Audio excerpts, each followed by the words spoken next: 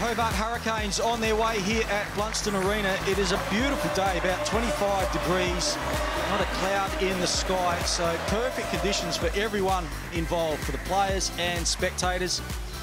And as we can see, the Hobart Hurricanes are taking on the Adelaide Strikers, who are desperate for 2 points in this game. There's the Milo T20 boys and girls. And if you want to visit the website, t20blast.com.au, and have a chance to get a cap from one of the players. There's Dougie Bollinger, a little bit tired already. He might be just getting down to that level. Dougie's a big boy. Anyway, he's pretty happy. Got the signed cap and away he goes. But yeah, the Adelaide Strikers are going to be led up front by Tim Ludeman, who's going to be facing the first delivery. Wicket-keeper batsman who got his chance after Philip Hughes got selected in the Australian side. And he's done quite well. He's been got the side off to a good start. There's Tim Payne behind the stumps, because we're going to see spin for the first time tonight in the first over. And Maxi Klinger, who we heard from just before the start of this game, is expecting a big one for the Strikers. He's been a good player over the years, partnering Doc Harris last year. Harris is now with the Renegades, and they're going to be facing Xavier Doherty. We often see this, especially with two right-handers at the crease. Bowls well with the new ball and also finishes off the innings quite well too. But the pitch is a belter. Alan Border says that the average score here is 161. Going to need more than that tonight. But we are set up for a cracker here. Absolutely perfect conditions. The outfield is sensational, and we're not too far away from the first delivery. There's George Bailey. Can't wait to get into it. So umpire just getting things set. We're waiting for the countdown. Here it is on the big screen. And have a look at that crowd. That is the perfect spot at the moment before the sun goes down. So we are right to go. Oh, cut away. That's just outside the off stump. So a good start for Ludeman. They'll get at least 3. Wasn't a bad ball from Doherty, but it's cost him 3 runs. Good start, AB. Perfect start. Ball coming onto the bat nice, as we suspected, particularly the newer ball. And just let the ball come on and ease it behind point. And look how quick that outfield is. That is going to be very, very interesting to see the score that can be put batting first.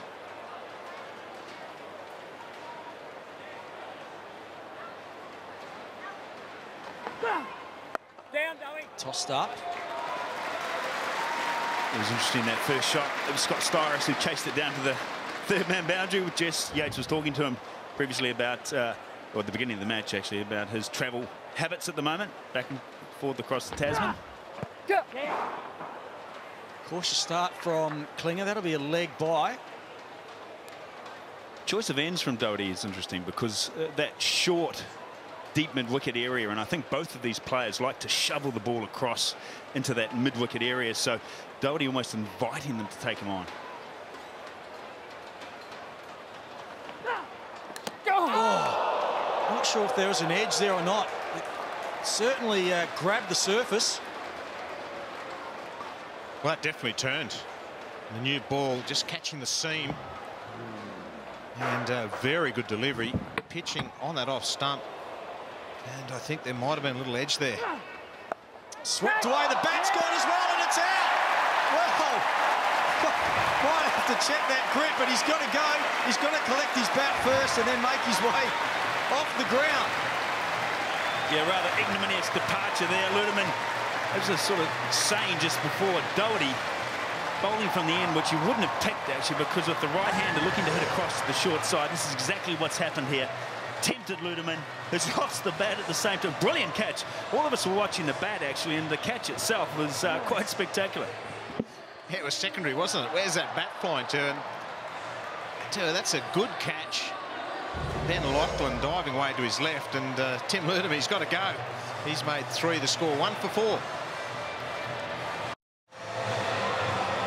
Well, there's a surprise, and Maybe a good one too. Kyron Pollard is batting 3 tonight for the Strikers, and he wants a bail to mark his guard. Here comes the umpire. So maybe not a bad tactic, boys, against the spin.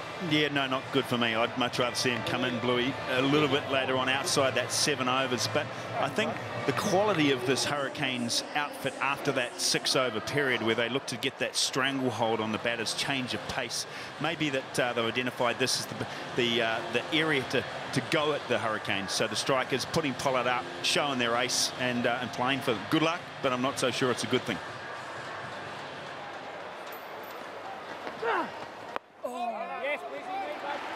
Good over there for the Hurricanes. Great start, 1 for 4.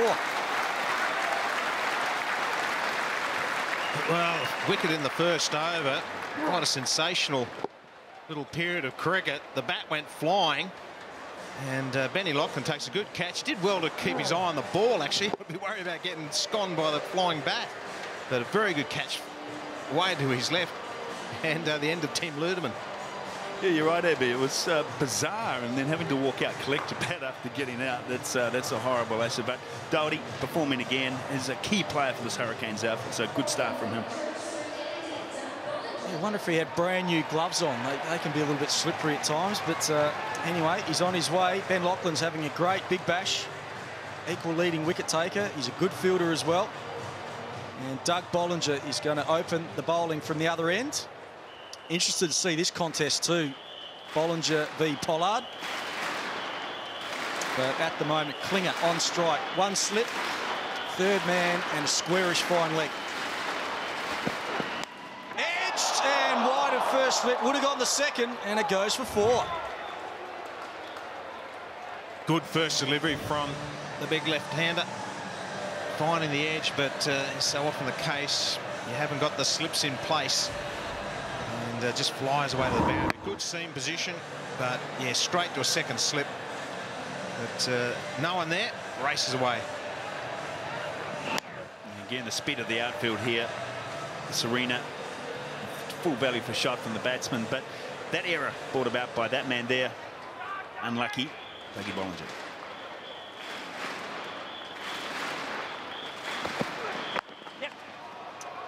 Gets single. All right, here we go. Pollard on strike. Yeah, I just think that they may have identified that the Hurricanes don't possess that 140-plus type bowler, and so with the new ball, it skid on, and maybe because they don't have that pace impact, then maybe Pollard can come into the game a bit more, so by promoting him up there to give him every chance, and we all know that if he gets half a bat on it over the top of the infield, it's going to go. So Bollinger Pollard is a massive matchup at the moment. For me, at the beginning of the innings, it was maybe Lachlan against Pollard, but now Bollinger has an opportunity to make a name for himself here for the Hurricanes.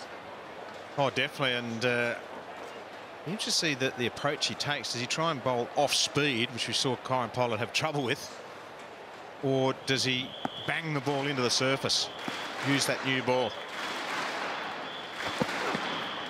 And let go. I was half expecting to see a short one there, although the pitch does look a little bit sluggish at the moment. Haven't seen great carry through to the keeper as yet. Obviously, Doherty bowled the first one, but even that edge didn't fly away. You're right, and even that one there, just on the way down to Payne, taking it around shin height. So Bollinger, a bowler who likes to try and get some swing early on, but I don't think we can count that out. There is no swing here, so Pollard, as long as he hits through the line, he should be okay. Oh, leading edge, and it's going to fall safe. Well, it's falling more than safe at 6. You've got to be kidding. He was trying to work that to the onside. That's caught the thickish outside edge, and it's flown a long way over that boundary rope. Well, I was looking at third man. So just there, and I thought just straight down to third man, then looked towards point, tried to see where the players were going to see where it was going to pitch, and then kept looking as it went into the crowd, but not only just into the crowd, that's gone back. Look, we'll counter that, but it's a short boundary there, but still. Yeah, it's only 66 metres. He did exactly the same thing at Adelaide Oval. Exactly the same shot and the same result. And that was a thickish edge as well. That's actually raced off the bat too. I'm sure that was an inside edge.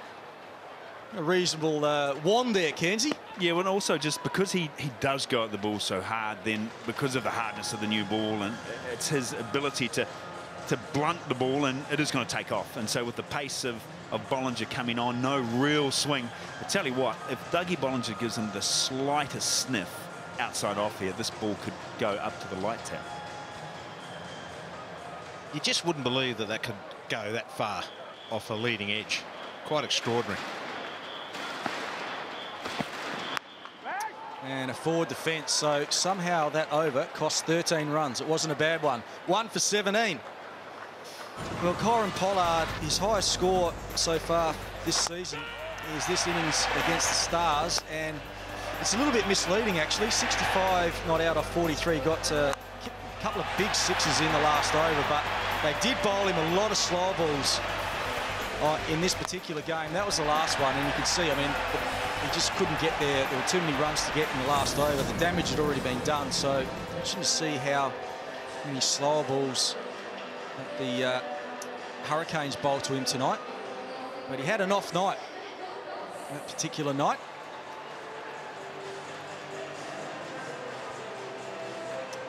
Change of bowler, so Evan Galbus is going to bowl the third over, and he's a little bit more brisk than you think. Yeah, I think he is, Blue. He's a lot more brisk than you think. He gets on at you, Lockyer, not a big guy, but and always has a really nice action, but skids on. Oh, that is a juicy half volley that's gone without going to the boundary. That was right where Klinger would have wanted that. Yeah, that one probably would have gone for a 2 or a 3 if the Pollard was down there, inside edge. Definitely down, but Klinger, he's been very prolific in this this comp to date. Strong player, but he's missed out there, definitely. No swing tonight as yet. Cut away, straight to third man. So Pollard on strikers, batted 3 for the strikers on only one occasion, and he made 55 off 26 deliveries, and that was against WA last year in South Australia. Not South Australia, the strikers won that game. In fact, it was South Australia. It was before we went on to the Big Bash, so a couple of years ago.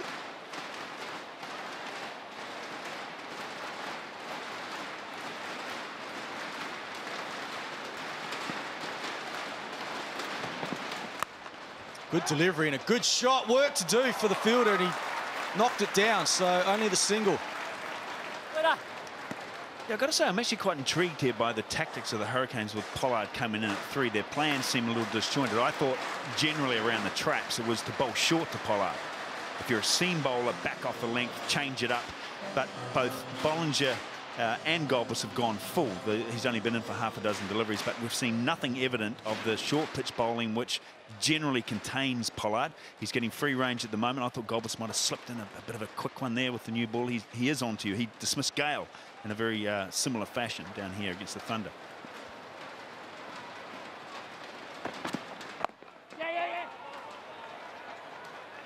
Kenzie, I don't think you're going to have to wait long. Galbus he uses that as a real weapon, wicket-taking weapon, so I'd be very surprised if it's not used. If it's not this ball, it's very soon. Yeah, I'd change the field too. I'd put fine leg back, and almost if you're going to bowl that short length, bring third man up and put the man out at deep square, so you are protecting that. Telegraph it. It's one thing knowing it's coming, it's another thing playing it. And he's bowled him. Well, forget the short ball, just bowling on the stumps, and they've got their man. That's a huge wicket for the Hurricanes. Kyron Pollard sent in to hit some lusty blows, attempted to hit one down the ground and loses his stumps. Yeah, well, what do I know? So basically, the bowling back of the length is what perhaps Pollard was looking for, expecting maybe the short one. Galbus on the length, great length, perfect. And I don't think Pollard was expecting that. He was through the shot. He was looking for it short. Galbus happy, and he should be happy. Perfect delivery, just misses a massive danger man. Big blow for the strikers. That's 2 for 20.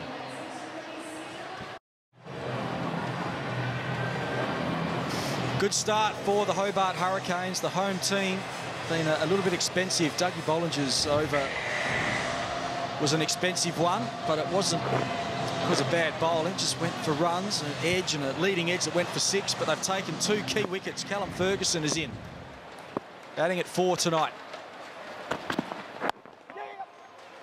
And that is going to be close. Oh, jeez. Well, he's safe. They missed the stumps, 2 for 21 after 3. Well, that a direct hit, I think he's going. He's on his way to the dressing rooms. Yeah, he was well short of his ground, so getting off the mark nearly proved costly. Have a look at the reason Cal Ferguson's out there. Seemed to be a pretty straight delivery, just missed it. Yeah, it was. He wasn't in position to hit. That's why I think he was setting himself for a shorter delivery, and then he was looking to sort of rock back and maybe play that pull shot over mid-wicket, because like us, he was probably backing that Golbus was going to look to drop short, as everybody does. Golbus, maybe the team plans, maybe his own plan, but he kept it full, which generally the Pollard you don't do, because that is his strength. So Golbus on top, great delivery, big wicket.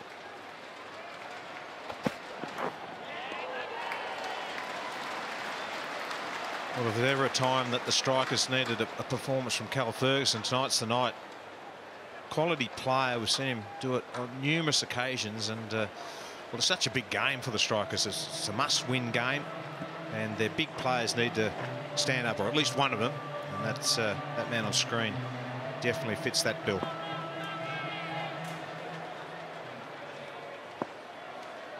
Yeah, this is a big moment in the season of the strikers. They've got to get through this little danger period.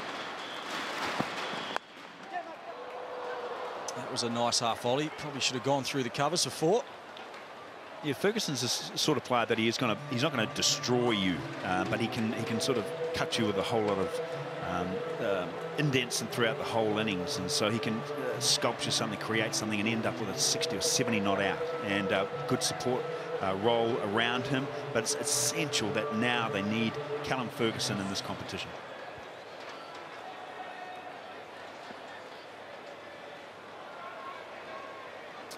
Michael Klinger too's had a few starts, hasn't got anything too substantial.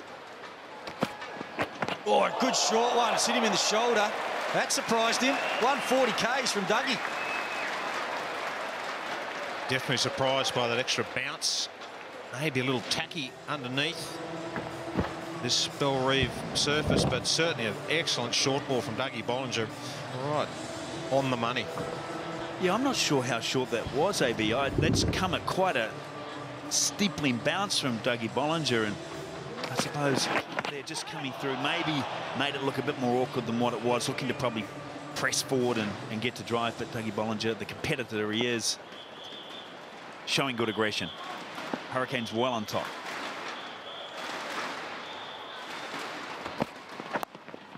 Looked like a slow ball from Bollinger. Yeah, 126 Ks. Just guided down the third man. So hostile bowling from Bollinger so far. First over was expensive. He's now gone for 15. Have a look at the Ford Fox Trucker. And Bollinger to the right handers so far this tournament.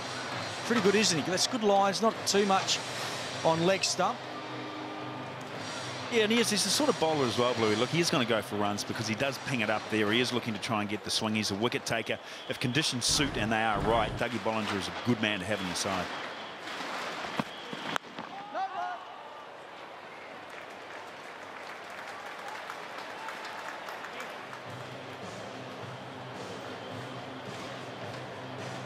Couple of slips for Ferguson, and only got 2 fielders on the onside, so they've really stacked the offside. Third man, couple of slips, as I said, and as I speak, another one's coming across. But that last delivery, yeah, 7 on the offside, only 2 on the on. Going to a 6-3 field now.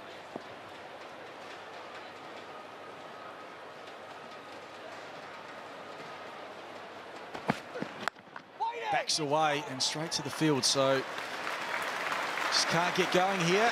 Strikers 2 for 23. And with Benny Lachlan there, we've talked about his bowling and what he's doing, but in the field he's very impressive with his athleticism. Just look at that catch. He diving forward, good movement.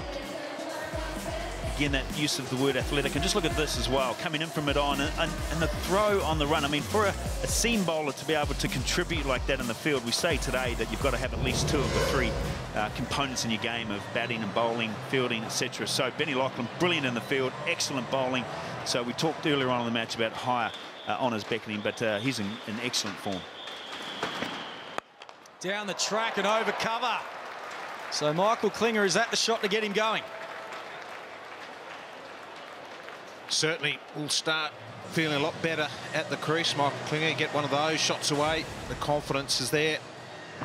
Down the track and right in the slot to go up and over. Really good shot. Yeah, that down the pitch option is a good one here. I think advancing down the surface is quite true.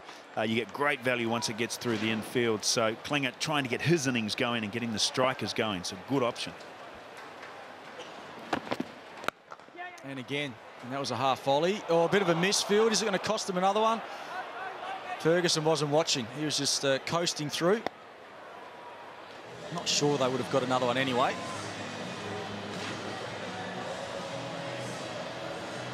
A bit stiff getting a bad bounce out there. The outfield's like a carpet. So can't give Xavier Doherty any excuses there. Just a misfield, maybe just took his eye off the ball. Oh, a little swipe through the onside for Ferguson. Hit it well. Yeah, swipe. That's exactly what. Not a cultured shot. You wouldn't say Callum Ferguson generally more sort of pure than that, but not even out of the middle. But again, the outfield just showing the pace there. Ferguson getting a good piece of that, and away it went through to the boundary. So he's trying to get his momentum going. We saw Klinger come down the pitch. Ferguson deciding to go across to the onside, his preferred option. Bowling all across seam. Galbus. Short one and punished. One bounce. Shot of the inning so far, without doubt. Just slightly short of a length from Galbus, and Carl Ferguson was onto that just so quickly. That is just a class shot. He was. It was a front foot pull. He was in position. I think it just shows that this pitch is not excessively quick by any stretch of the imagination, and Ferguson well over it. So he's beginning an innings which his side needs desperately from him this evening. Nice little guide. Push for 2 here. Yeah, it's interesting that the tactics, AB, both sides. We heard from Callum Ferguson earlier in the Big Bash saying that the strikers just don't change their tactics for the first 6 overs. They just go for it, even if they lose a couple of wickets. I think it's a must. You've got to get the momentum going straight away. You can't afford to sort of be really struggling and trying to mend if you lose a couple of wickets. You've just got to say, right, we're going to back ourselves. We've got 10 wickets. That's how we're going to post our score, being aggressive. Well, that's a nice little whip.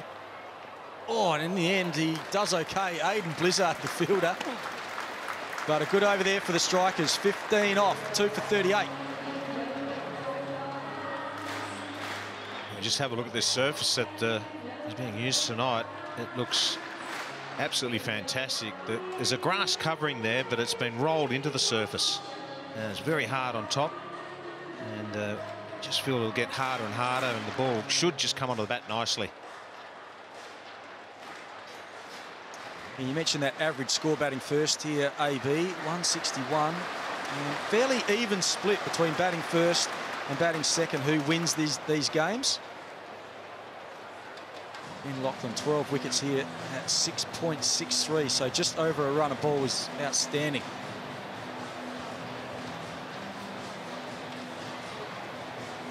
What's going on there, boys? Bucks night on tipping. Saturday, of course. Another Bucks night. Bit of drag.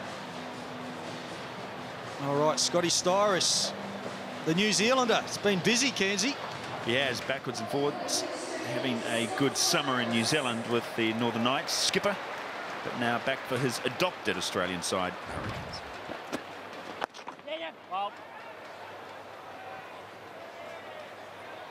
He'll bowl his little annoying medium paces, cut his fingers across the ball, and he's very accurate. think most New Zealand cricketers are annoying, aren't they, for you guys? But Scotty Styris, Ferguson, I think there's a bit of a mid-pitch conference going on between Klinger and Ferguson, and I think Ferguson's best option here is just to go inside out over cover. They're protecting the leg side, but Ferguson very adept at that side of the pitch. Yeah, he is. That's a good shot for Ferguson. Yeah, ball. Started with a couple of off-spinners, Styris. Yeah, he does. He sort of rolls them. He can fire in a seamer, and he gets very close to the wicket, cross seam, but he'll just roll the fingers across there. And I think on this pitch, you could almost back the fact that it's going to skid on. So Ferguson, to give himself room outside leg is not a risk at all here. Does just that. And gets it over, just over point. Good skills from Ferguson there. Bowler followed him as he moved to the leg side, but still good enough to get good bat on that delivery and up and over the infield. Yeah, there's a good 3 deliveries left that Styris has. There's about a 10-run window here for the strikers. I think there's an opportunity just to advance the run rate.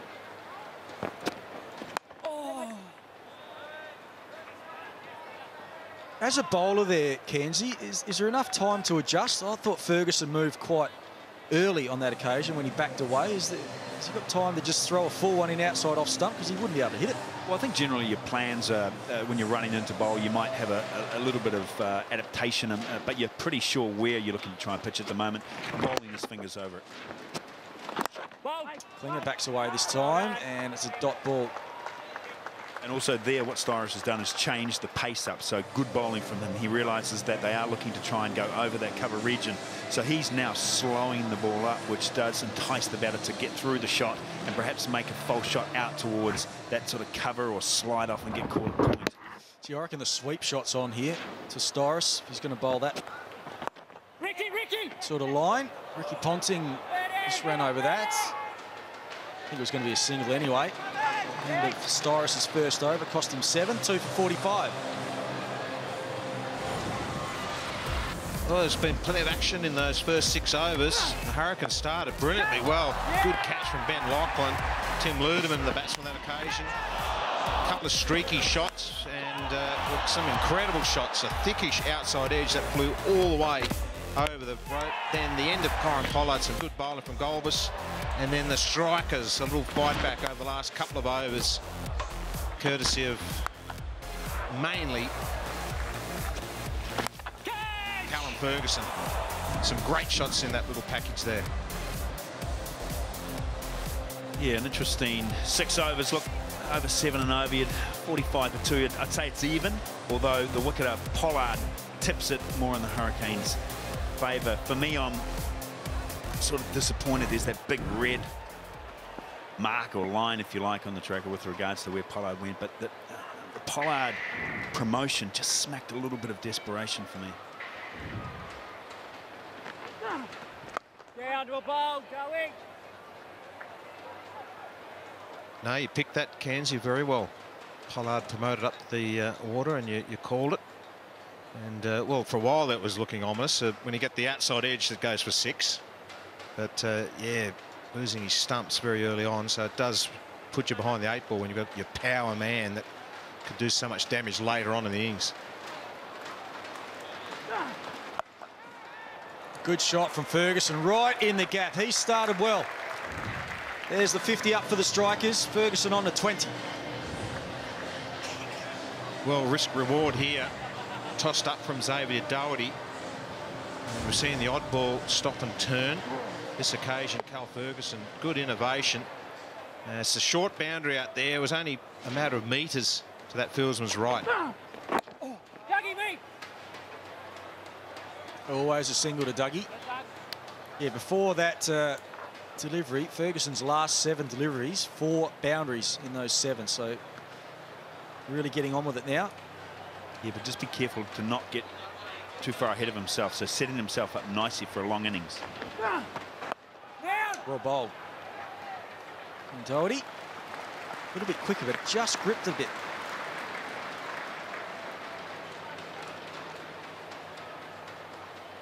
He does bowl well. He's always under pressure in this form of the game and always comes back well. Oh, he got away with that. That should have been swept away, but it's going to be a leg bye, I think. Yeah, umpire says leg bye. Yeah, I thought there was a little... Nothing really in that. It might have been a wide of just taking a look at the scoring areas. BBL for leg side. Just look at the predominance of scoring there for Callum Ferguson. Big percentages on that onside. Good sweeper. And taking the match to someone like Doherty, it's important. Backs away. And it's in the gap, only be a single, so that over costing 8, 2 for 53 after 7.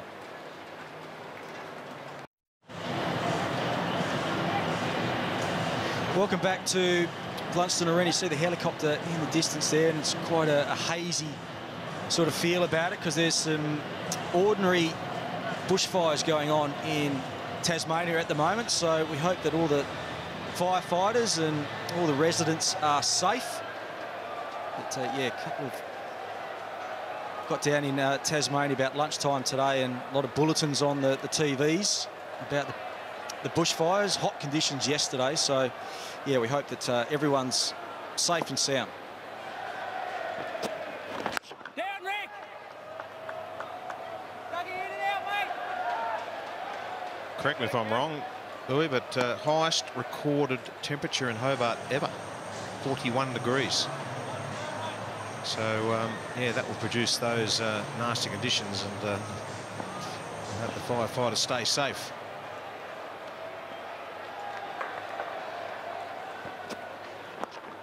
Yes, Cobb.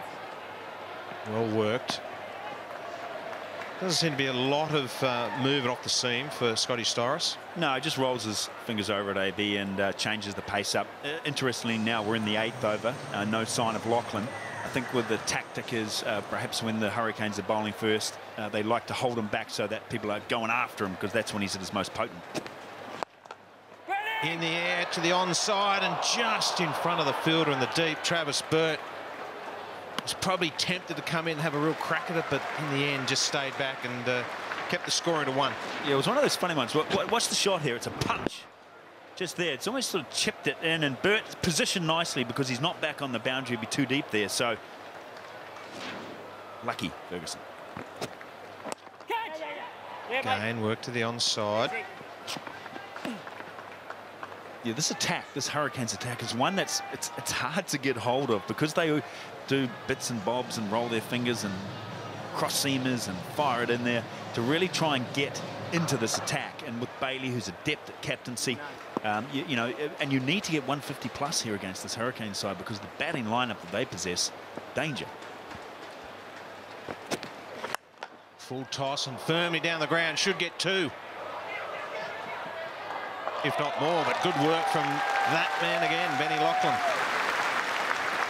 Yeah, Chris Cairns' favourite cricketer. Ben Lachlan doing the fielding down there. Yeah, I like his enthusiasm. He has a smile on his dial as well. He's enjoying the game. Here we go. Look at that. Very good. So he's confident.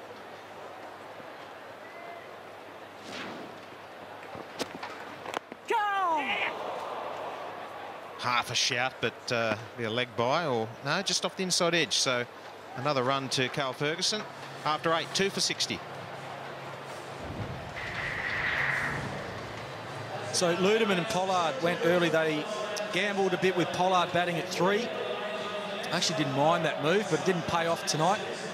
So Michael Clinton, 19 off 20. And Ferguson is the aggressor at the moment, 27 off 18. So Reardon to comes, dangerous batsman, and both Neeser can hit the ball as well, as can Richardson. So a bit of batting there for the strikers.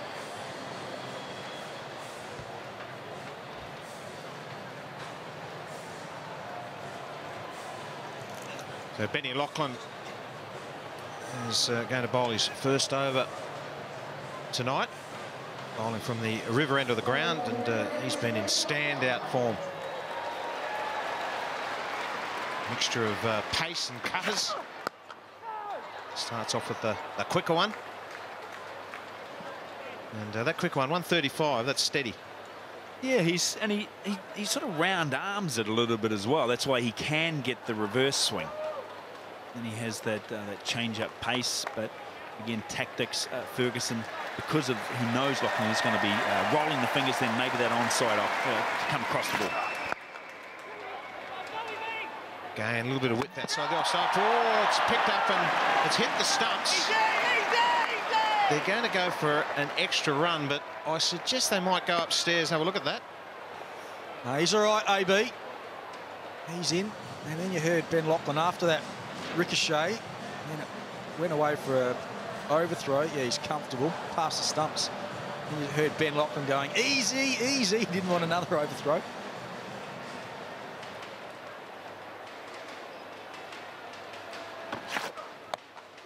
Again, a very good delivery and getting that tail in that Chris Cairns was talking about. Excellent delivery. Yeah, he does. He just gets the right angle with the wrist. There, just a little bit angle. Nice delivery. And we've got Aiden Blizzard mic'd up today. Aiden, good start from the boys, but they're coming back at you a bit. Yeah, they are. This is a crucial partnership for them and one for us to break. So we need Benny to stand up again and get this wicket. And Blizz, you picked the wrong side looking into that sun. Horrible side. Sunglasses, flat peak cap, can't help me. I've got the crowd here helping me as well if the ball comes out, but it's at the optimal position at the moment. I wouldn't mind moving, but no one's putting their hands up here at the moment. And Pollard coming in at 3. Did that throw the tactics out a little bit? Yeah, it did. Just a touch, but obviously with their coach there. Obviously with their coach there, Chuck, we know that anything could happen. So, yeah, look, we were a little surprised but not shocked. So, yeah, it was good to get him out early. We were pretty happy that he came out with that new ball. Thought he might target that short side and he tried to, and we got him at the top of our stump. So, very crucial wicket for us, and hopefully we can get this partnership out of the way. Thanks, mate. We'll let you get on with it. Cheers, guys.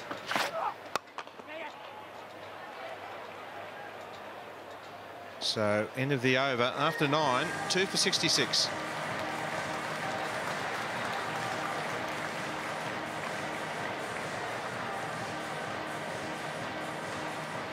We'll have a look at the Your Shout question. Which of these teams will make the finals? Well, the Hurricanes, 58%. Runaway leaders there. All the Tasmanians tweeting in. If you want to have your say, go to foxsports.com.au/cricket or download the Fox Sports Cricket app. Have your say on all these Your Shout questions. Firm favourites, aren't they, the Hurricanes? Well, they're on 2 more points than the Strikers leading into this game, so yeah, they are the favourites to play in the semis. Oh, that's right off the toe. Right off the toe end. Yeah. Klinger getting the single. He moves on to 22 off 23, so he's playing a nice role. Ferguson, on the other hand, 31 off 22, so 140 strike rate. He's above his strike rate for the season to date, so he's really fronted up here, but he's got to go on. He's doing half the job at the moment. Klinger contributing, Reardon to come in as well, so yeah, I just think with Callum Ferguson, I've seen him getting starts, and I think he has had starts this season, but it's this type of opportunity in a big game. If we just take a look at this attack, he's come out with intent, and just look at those blue dots there, taking it to the bowlers, but taking it in a controlled manner, and that's the way that he's got to continue on.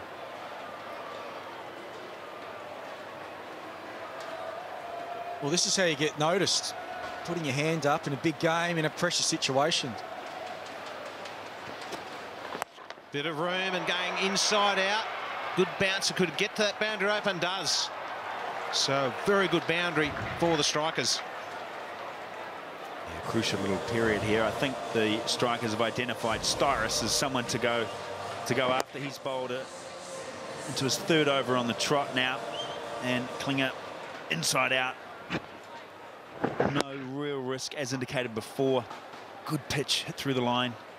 Excellent shot. Yeah. Work this time. Oh, that's a very good shot. That's class.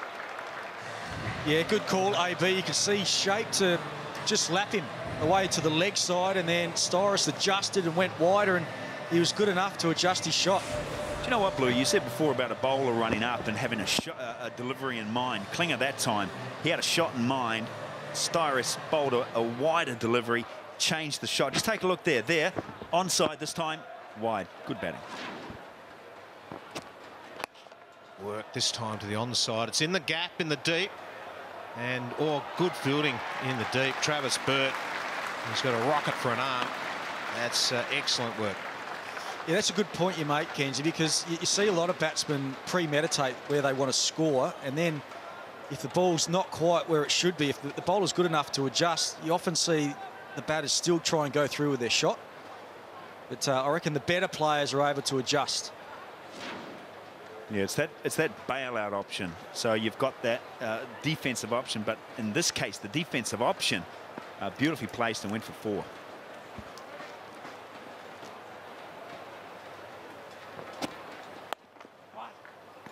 Away through the offside. Just the single. 13 from that Styris over. So after 10, 2 for 79.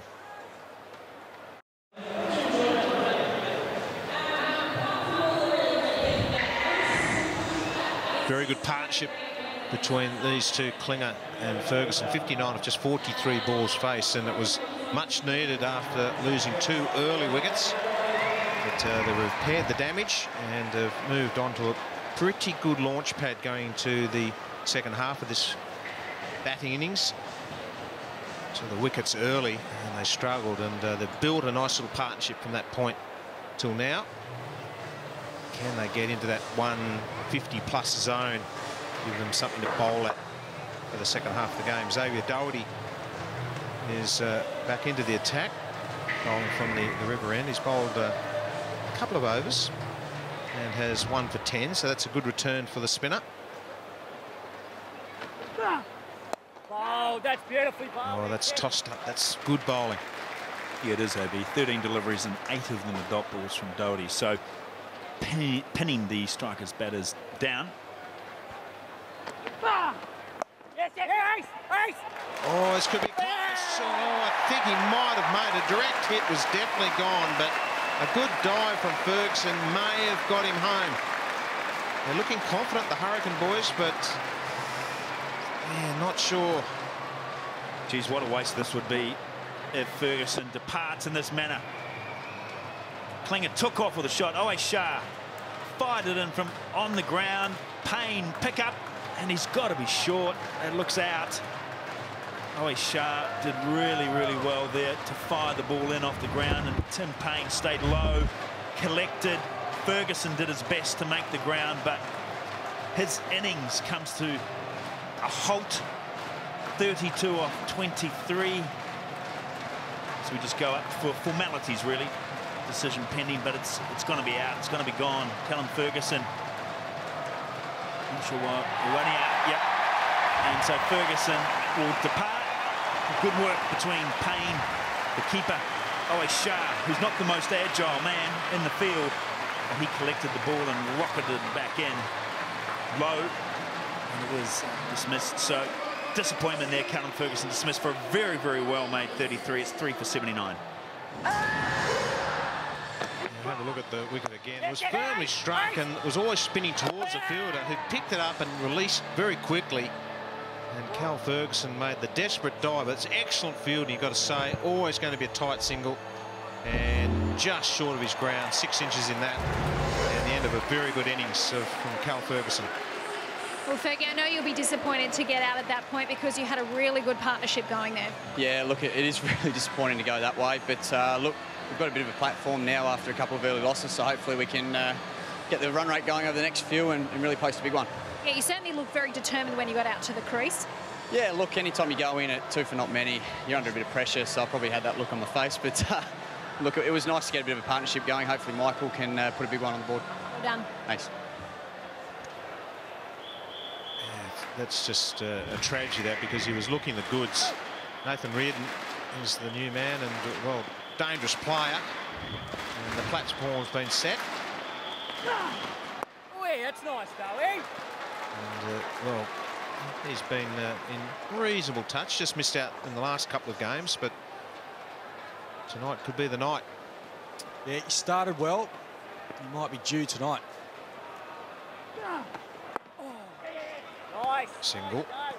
The strikers need a partnership here for my liking for about 5 overs. I don't think they have a lot of depth. I don't think the bottom end of their order is as dominant as other teams, and so they need that contribution at the top of the order. So Reardon, big part to play.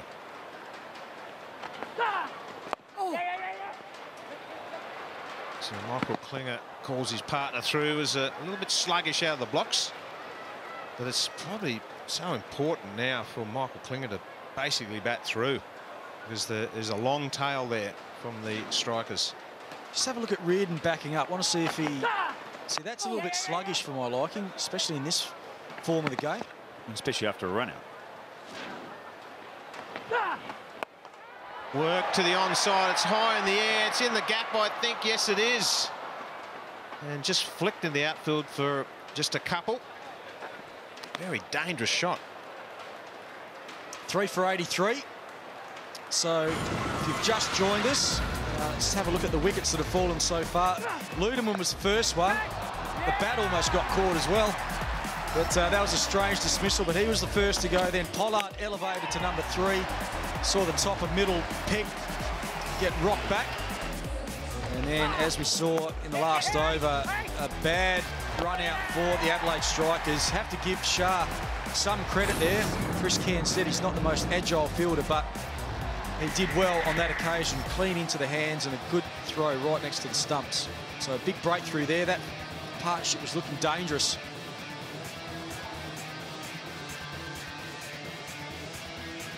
Klinger not out on 34. We've got a tremendous crowd in on what is it? Just a beautiful evening. Not many spaces left. Got good support down here for the Hurricanes, and why not? Tremendous side to watch. Playing some good cricket and on the threshold of making semi-finals. So good to see the crowd here. Golvis back into the attack. Michael Klinger come back for a second. Dougie Bollinger, the fielder down there, so no real dangers for the batsman. Yeah, Klinger indicated at the top of the match when we were having a bit of a chat to him, he said that that's one area that he's looking to try and take toll of and be aggressive with his running. So the big area to his onside as he's batting now is the running aspect, and the big shot side is the offside. Oh, that's a ripper delivery. Pitched and seamed. Yeah, 140 as well. He's obviously, he doesn't look like he's generating that type of speed, but he cross-seamer, held up and through. Yeah, again, it's bowled all of his deliveries tonight, cross-seam. Not sure whether that did much or not. They just played down the wrong line.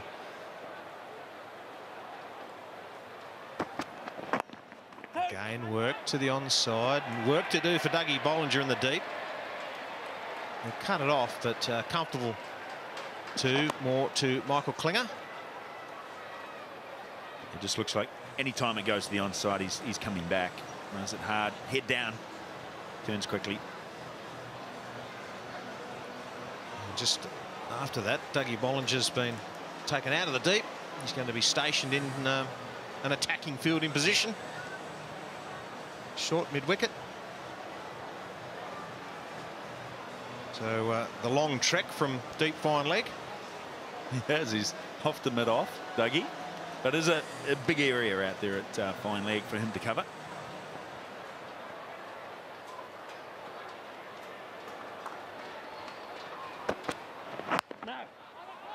So off speed. Well, there are all the little details that go into T20 cricket. I heard, I think, James Hope saying that he prepares a lot more for T20 games than what he would a Sheffield Shield game. There's just all these little tactics that go on, and it happens so quickly. So I think you've got to be really prepared with your plans before you go into each game.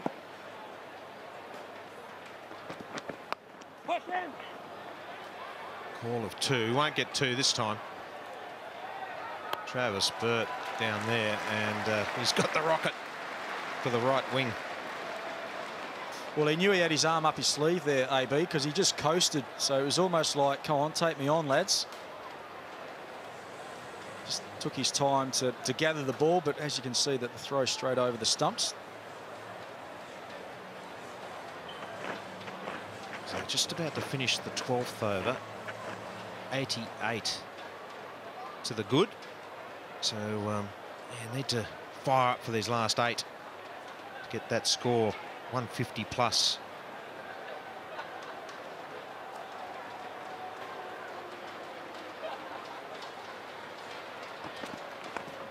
Swing and a miss. So after 12 overs, the score 3 for 88. Ricky Ponting, the veteran, he's been having some good fun, loves this form of the game, can relax and enjoy himself, and he is a bit of a pest around the dressing room, where he has been. I know as a captain he's had to rein in a bit. I was a pest to play against, that's for sure. I tell you what he does, you see him getting his fingers into your forearms, and he loves getting fingers around your knees, just little, he's got strong hands, and he just loves getting your fingers into your, there you go, it was going on about my ironing, actually. Yeah, to be fair, Blue, it's not that flash, is it? I spent about half an hour ironing my shirt. But there's few little marks from the ironing board that he picked up on. It's a nice chest, though. It is a nice chest. So he's the fashion police these days. That used to be you. It's definitely not punter, I can guarantee you that. Well, he has upped the ante a little bit the last couple of years, AB. Lachlan back into the attack, and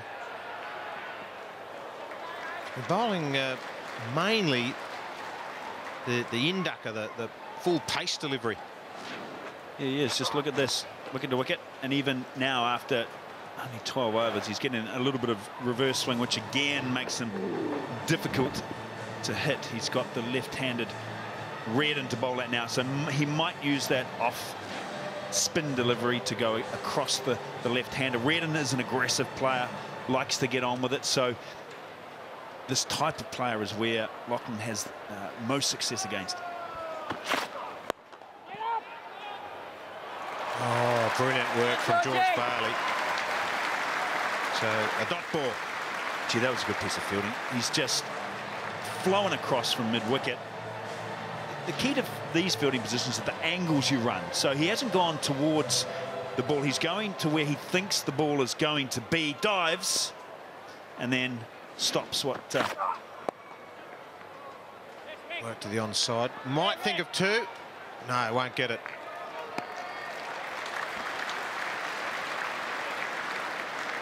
Yeah, it's about knowing where the ball is going to go, and that's experience, and it's about understanding angles, understanding lines, and so Bailey there just showing his skill, and where he thinks the ball is going to go, saving runs, critical. This time work down to 3rd man, but gee, there's some good bowling going on here from Lachlan. He's just pinpoint accuracy. What's interesting here, AB, is that his line, he's been very, very wide of off stump. To the right hands, he's conscious of not feeding straight to be pinged over to that short onside. So very, very concentrated effort, wide outside off to the righty. There it is. The slower delivery, the real ripping off spinner. As you said, to the left-hander, it's a really good delivery. He gives it a real rip, no doubt about that.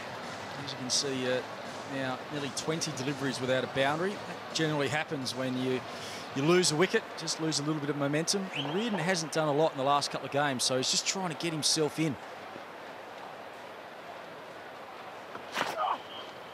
Oh, that turned. That pitched leg missed off. End of the over, 3 for 91. Well, what about this game tomorrow night, boys? The Melbourne Stars taking on the top of the table Renegades. So the local derby there, top of the table at the MCG. So that will be a great game. I'm sure of it. 6:30 p.m. Eastern Daylight Time. I reckon they'll get a very big crowd tomorrow night at the G. Yeah, that's the Renegades, the pretenders, I suppose, against the Stars, who are lined with stars. So players who have big pressure temperaments up against the form team of the competition. Very, very exciting match.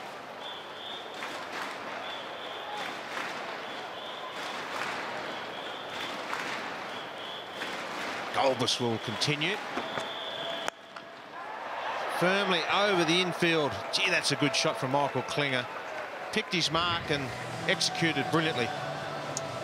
Well, when I saw it leave his bat, I thought, oh, is that going to go straight to mid-off? But it was right in the gap.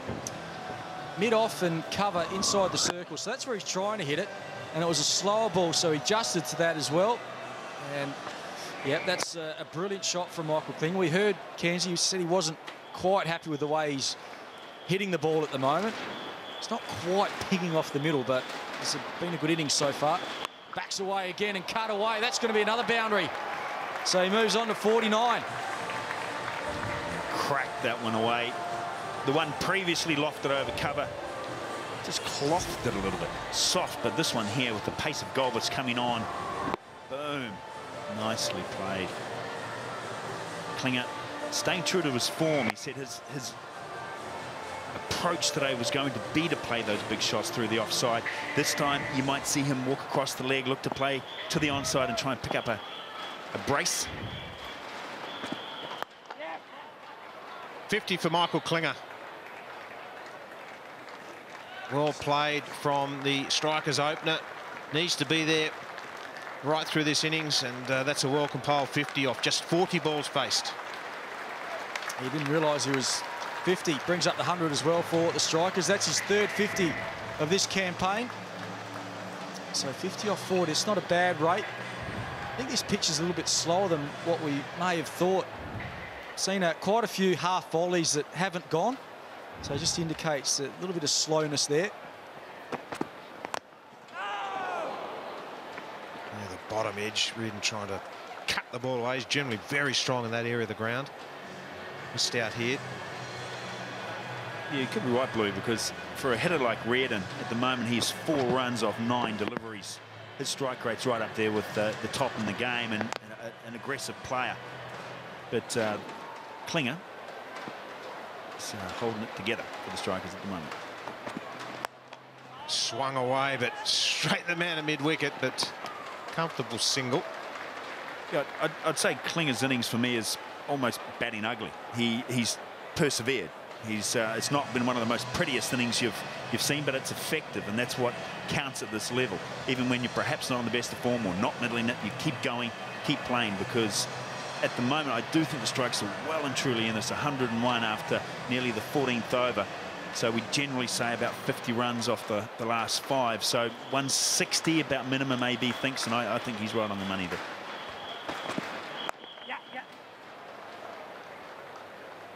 11 from the over after 14, 3 for 102. Well, he has got on to 50, Michael Klinger. Some of his highlights, that was to get him going off Doug Bollinger. Probably a second slip in there might have seen him walking back to the pavilion, but he's hit a few over cover. That was a delightful shot, trying to work it to fine leg and then adjusted at the last second. And a couple of 4s in that last over off Golbus. One through cover and the other one through backward point. So all of his boundaries coming on the offside.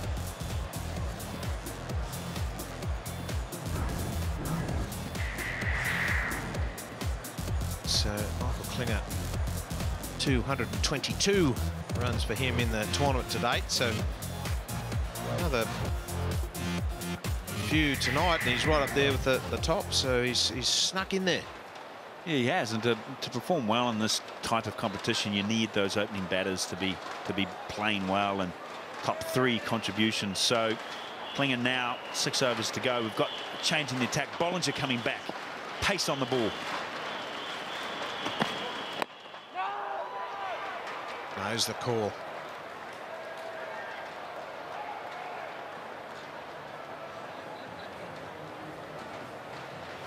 So Dougie Bollinger following Ben Laughlin's lead there, firing the ball quite wide of off stump, staying well away from anywhere near the stumps or the onside where it's almost a flick will take the ball over the boundary. Short leg side hit for the right-hander.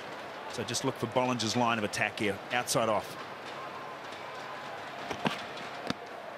Oh, that's good bowling too from Dougie Bollinger. Very experienced campaigner.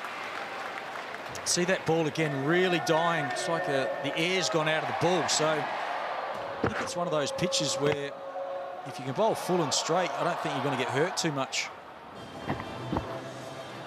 Interesting that the striker's going with the extra pace today with Sean Tate back into the side. So Tate and Kane Richardson, the quickies. In the air and going down to third man. That man Ponting. Commando roll to finish it off. Took a little while to get up there. He's may have just fell awkwardly. Punter. Normally you see him inside the circle. You don't often see him running around, just tripping. Elegant. Oh, I love that technique too. You see that even though he's down at third man, he's still doing that, what we call AB, that crow's hop. So he's ready to go either side. So even though you're down on the boundary, a lot of people think, oh, we'll just walk in and take it easy. But he was ready to go. It's weird seeing him down here, though. And again, but this time wide of Ponting. That's a great shot. 4 more to the total. Yeah, it's a fine line between getting it wrong or right. Klinger this time. Bollinger not quite in the right area, just a little bit half volley-ish. Klinger getting underneath it, using the angle. But you'd almost think as well, if Bollinger's going to be looking to bowl there, I'd come around the wicket. Don't give him the angle to be able to hit. Bowl wide of off stump, but left arm around, so the ball's going straight at the moment. Klinger, compared to how Lachlan bowled to the right-hander, with Bollinger bowling over the pit, over the wicket, you've got that angle to work with if he slightly gets it wrong. So, yeah, fine lines.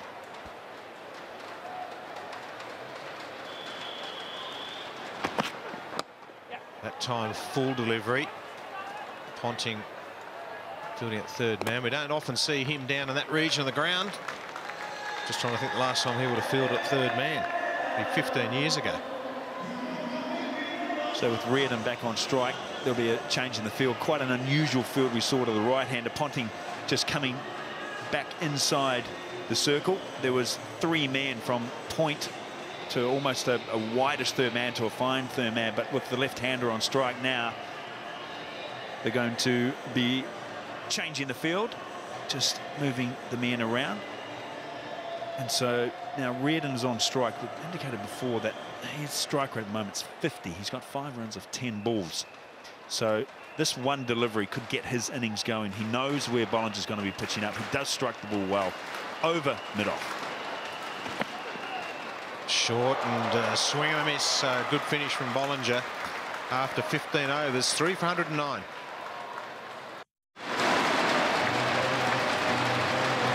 Three for 109, and Matty Johnson just signing some autographs at the moment, and that's where we are at in this game. The Strikers winning the toss, electing to bat first. Got off to a pretty ordinary start, lost Ludeman and Pollard, and then a good partnership between Ferguson and Klinger before Ferguson was run out. But Klinger has gone on well, 58 off 46, and Nathan Reardon 5 off 11. Let's go down to Aiden Blizzard. They fought back pretty well here, Blizz, the Strikers. They have. Maxi's obviously batting quite well, and Rito can go, which he has a couple of times in the tournament. So, look, every partnership's a crucial one, but we need Benny Lachlan to just stand true to his current form and take a couple of wickets in this over particularly. Oh, he got an inside edge. That was definitely straight enough. And Blizz, have you talked about how you guys want to finish off the last 5 overs? I don't think we really need to talk about it. I think the bowlers have got their plans and we've executed them quite well in the last couple of games. So Benny will keep trying to change it up here, trying to get the batsman to hit away from this short boundary out here. So I'd say that he'll probably bowl a few slow balls to Reardon, knowing that he likes to go after him. Hopefully we can either get him chopped on or he'll sky one rather than getting one out of the middle.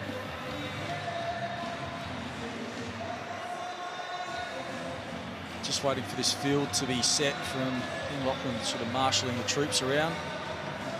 Getting away sharp, back on the ring.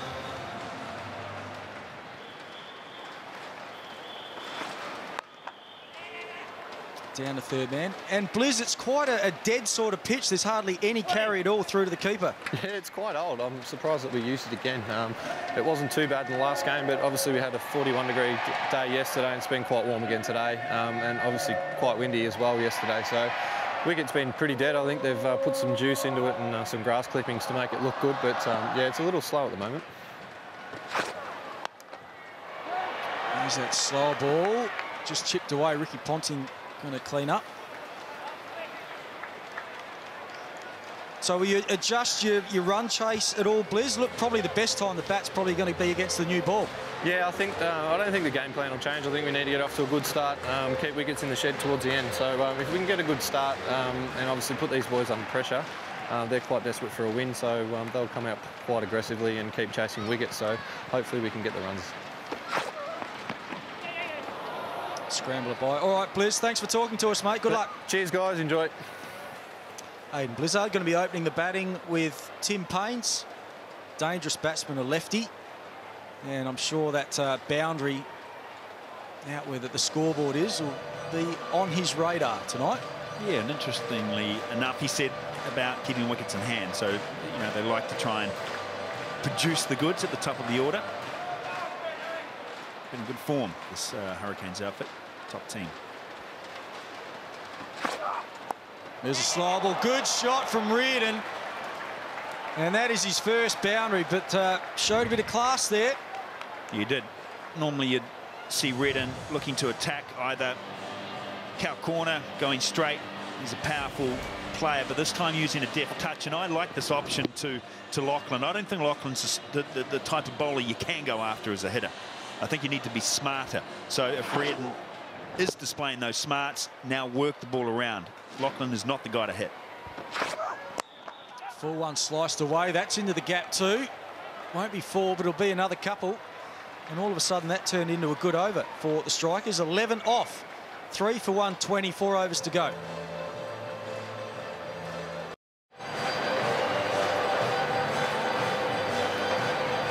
So 4 overs to go for the strikers. If they really get a wriggle on, they might get to 160, but during that break, boys, we're sort of saying that 150 is a pretty reasonable total, we think, on this deadish sort of pitch. Yeah, I think so. And then the attack of Tate at the top to try and Richardson. I think Richardson's a key ingredient in this as well. The attacking bowlers, if they can knock a couple over, then it really puts the scoreboard pressure on. But Doherty, talk about scoreboard pressure. He is a top-class performer. 3 overs for 14 at the moment. 10 dot balls. Or full toss. Oh. Hit the stumps. Didn't even get a hand on it. Doherty didn't seem that far away from it. Gee, I'm convinced he would have got a hand on that. Xavier Doherty came back. Very adept, as most spinners are, at the ball returning back off their own bowling. Oh, he sort of put a hand out there and no, don't want that. Hit straight to mid-off and bouncing about 5 metres short of Golbus.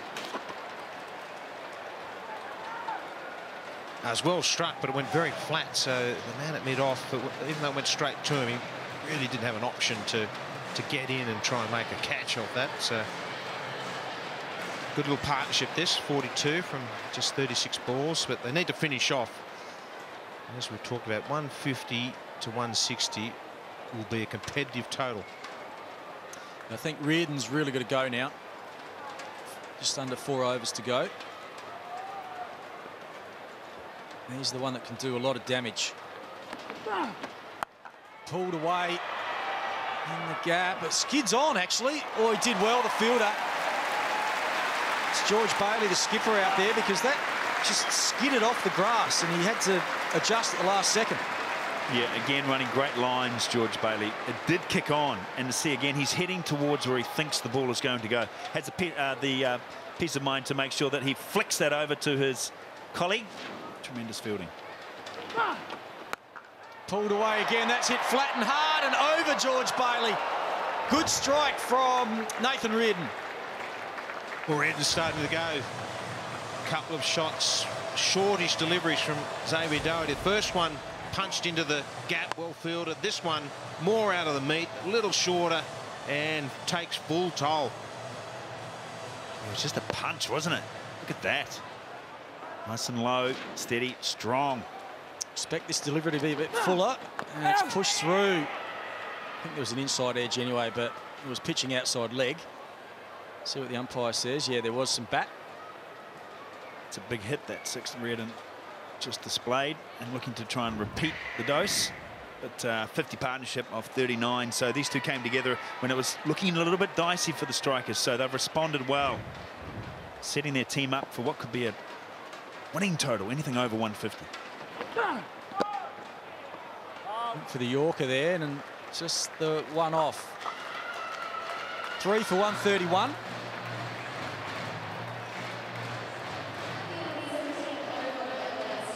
Well, there's been some really good fielding from the Hurricanes today. Just a lot of hustle in the field. They've backed each other up well, just saving every possible run, just with good scurry and good body position, diving away, just saving every possible run they can. Done a really good job. Even the old boy's done well. A little bit of a commando role to finish things off. And it's just been an outstanding performance. So probably 10 to 15 runs saved in the outfield. Yeah, I think overall as well, I think what's been on display here has been good in all departments. I think the bowling has been accurate. We haven't seen any bad bowling.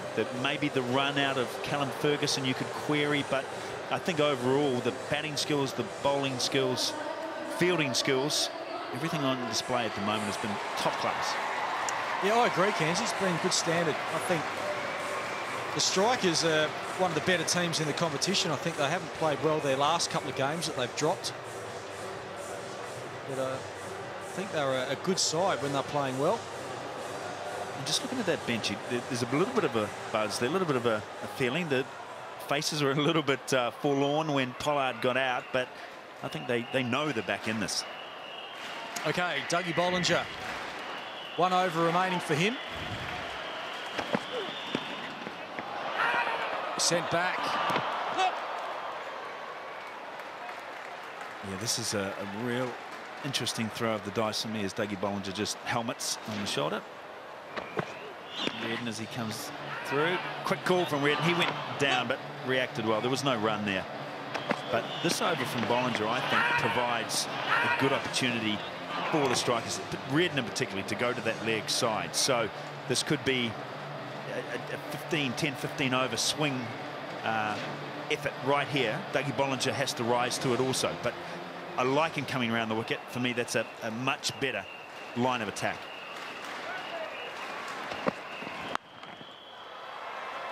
Swung away to the onside. That's 4. Well, I thought the fielder was going to get it. Doug Bollinger can be a little bit expensive at the end of an innings. Not renowned for his death bowling. Yeah, I'm not convinced that George Bailey has got this one right with bringing Bollinger back now. And that slower bouncer, some people are adept at it. Lachlan does it very well, but Bollinger this time rolling the fingers over, it telegraphed it a bit. The arm speed didn't come through. Klinger put it away. Superb.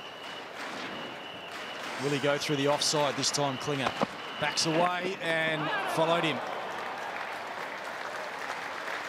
Gee, I would have run the bye there. I think just with the ball skidding through, take the chance. Yeah, good pace from Bollinger, but just probably not getting the bounce. Just sort of talking about the deadness in the surface as the ball gets a little softer. That's a good indication of that. But didn't carry through to the keeper, so obviously the surface is not as quick as we thought it might be.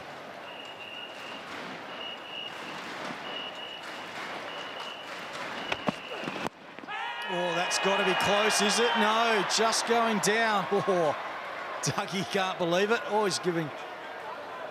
Just asking why. Well, he has every right to do so, but Dougie with that angle and that line, I think that is going to be the correct call. Klinger setting himself, and the ball is travelling on quite an angle there. I think you'll find it's going to go down. Dougie, not convinced. Tim Payne in the background, not convinced. Come on, Jeff. What was wrong with that? Might have been hitting leg stump for me. just catching. So the umpire's guessing there, so I put that down as a pretty good call. Yeah, Jeff Joshua not being intimidated by Dougie Bollinger. Got it right. Big Dougie, bit red around the head at the moment too, blowing a bit of steam.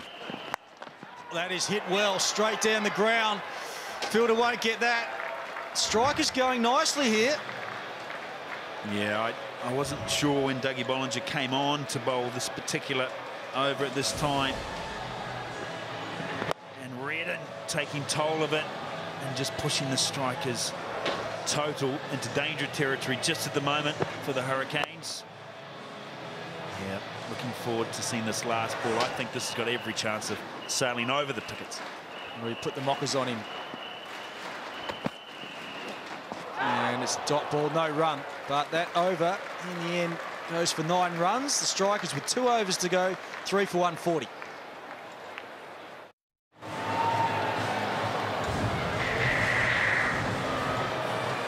Two overs to go for the Strikers, and it's been a good partnership. Only 3 wickets down. 2 of those were quite early. And the partnership between Ferguson and Klinger, and now Klinger and Reardon have put on 61 off 46 deliveries. So they, tell you what, the Strikers could get the 160 here if they get on with things. On the flip side of that, if the Hurricanes have a good couple of overs, obviously this score very gettable.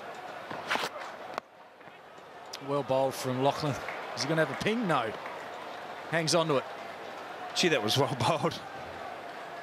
Klinger moving well outside off stump, looking to play that ramp shot, because he would have been thinking, well, Lachlan's going to come in and bowl the offie. I'm going to get down, I'm going to play it over my shoulder, get set, and Lachlan bowling it wide, well wide, almost out of the return crease. If he lets that ball go, do you reckon he gets called wide? No way. No, surely not. And that's the thing we must explain. It's where the batter is in the crease. So if he even moves outside of the lines themselves, it's the ability for the umpire to judge, well, was that hittable? So if the batter is moving across in the crease, then the lines really become not part of the equation. And so that's the part of the umpire to determine, could the batter hit it? Reardon, the danger man at the moment. Playing a miss. There's that slower ball again from Lachlan. That one bounced a bit. Yeah, I don't think this is good tactics from Reardon. I know he possesses power and he should be going for it at this stage, but I think Lachlan's the type of player that Klinger should be hitting. The right-hander to the short side. So Reardon's job here really is to not take up these deliveries. Try and get a 1, get Klinger back on strike. Edged. Dougie's after it. Is he going to get it? No, he gives it up. That's always the danger, isn't it, if you're bowling the slower ball? Or you could charge and edge it and go for 4. There you go. 24 runs off his last 10 deliveries faced, Nathan Reardon. This one a little bit streaky. The off-speed delivery again, and the thickish outside edge always going to run away. His helmet's nearly come off both times, Nathan Reardon. Gets a bit of a jolt. Yeah, Doug Bollinger never going to get that. So it is a fast outfield here at Blunston Arena, but a deadish sort of pitch. Slow ball again. You can sort of, I don't know what his cues are if you're facing, but from behind you can sort of pick it up, I reckon, with Ben Lachlan when he's going to bowl that slow ball. Yeah, it's a lot easier up here, isn't it, Bluey? It's just picking it up. But I think with what I like about Lachlan is that it's his arm speed.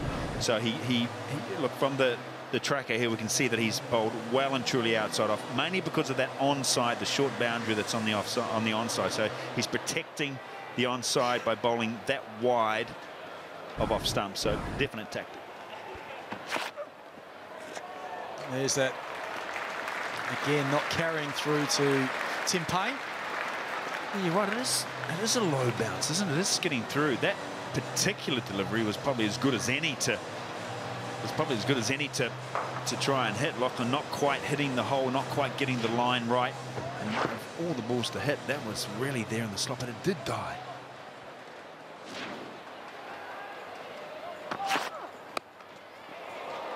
And it's well bowled again, that wider Yorker. So again, quite effective tonight. Ben Lachlan didn't pick up a wicket, but his 4 overs just going for 25. 1 over to go for the strikers, 3 for 147.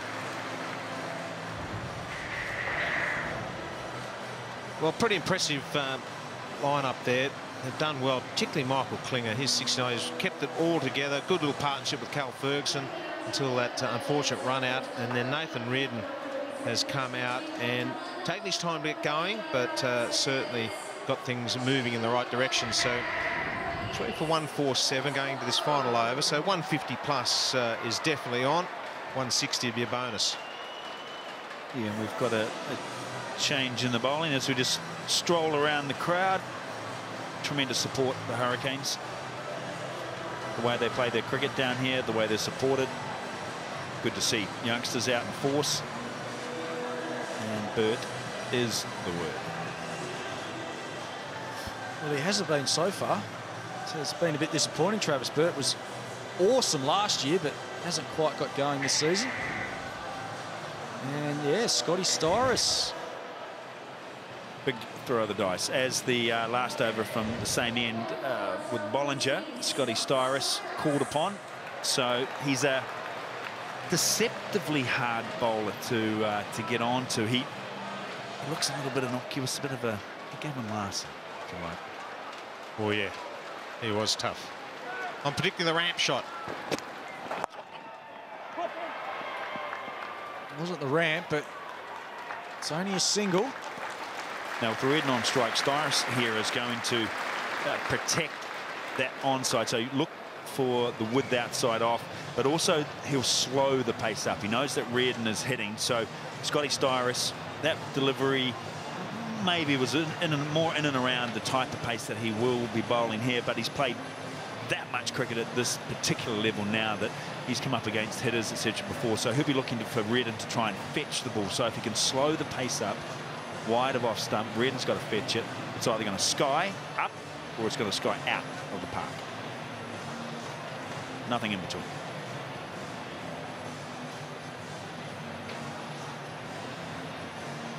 I think he's going to bowl wide outside the off stump. By the field, you got fine leg inside the circle, so is square leg. Then they've got deep mid wicket and a deep mid on. And third man's up inside the circle. So there's the offside, and then the onside. There's those 2 men up inside the circle, and then 2 men out covering. So I'd expect this to be outside the off stump. Here we go. It's a wide though, is it? Yep. Scott Styrus, hands on hips. Well, the batter moved a bit then. Yeah, although I think that's right. You know, I'm generally in the bowler's camp. I think it's a hard art, and that look, I mean, it's a toughie. I think the umpire's got that one right, even though Reardon had moved across the stumps. Yeah, Tim Payne directing traffic there. Yeah, you'd be dirty if the bowler, I reckon, with that call. Goes across again, he goes wider, goes down the long on, it's hit well, but taken. Ben Lachlan doesn't drop those. Yeah, Scotty Styrus looking to go full, and not straight, but full and wide of off stump. Everybody, including the batter, knows exactly what's going on, the tactic that Styrus is trying to employ. But it's that man Lachlan, the athletic Lachlan, who gets onto this red and low. Hits it flat. Beautifully judged by Lachlan. Yeah, outstanding catch in the deep. The end of a good little cameo from Nathan Reardon. He's made 29. The score, 4 for 149.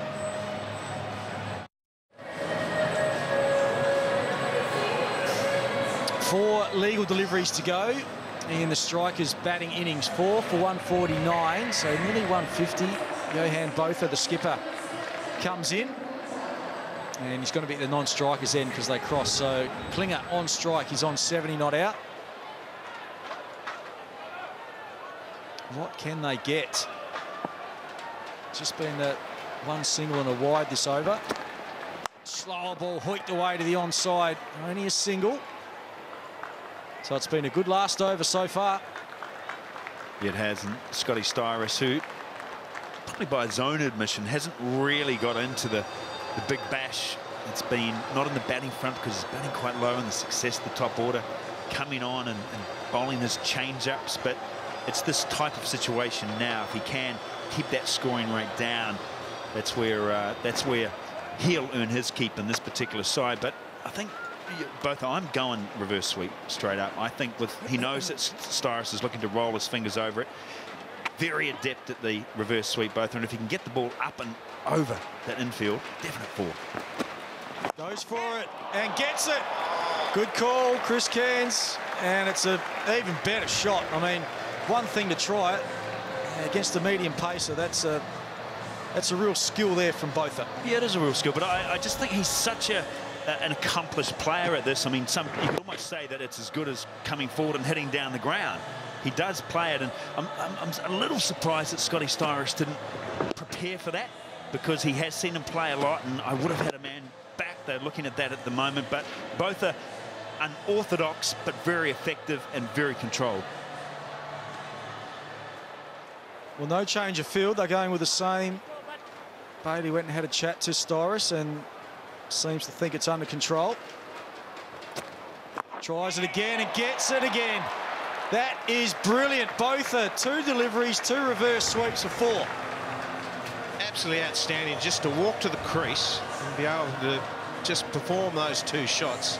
Quite outstanding. Even though he's very accomplished at playing this shot, it's still first 2 balls you face to be able to just bang.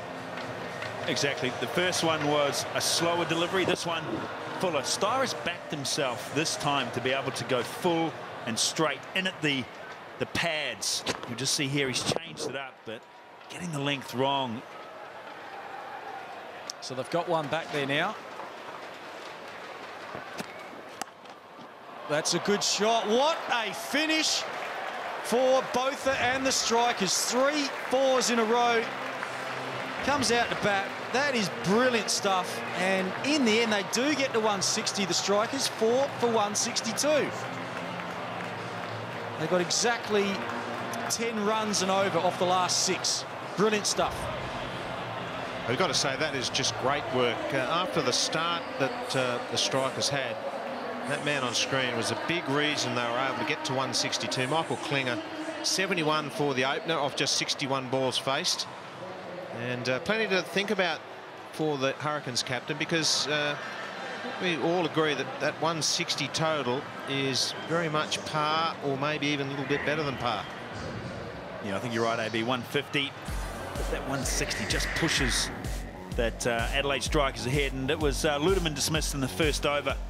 Quite bizarrely, actually, but a good catch by Lachlan. But Klinger, very well played, set it up with a nice 71. Ferguson contributed, unfortunate to be run out.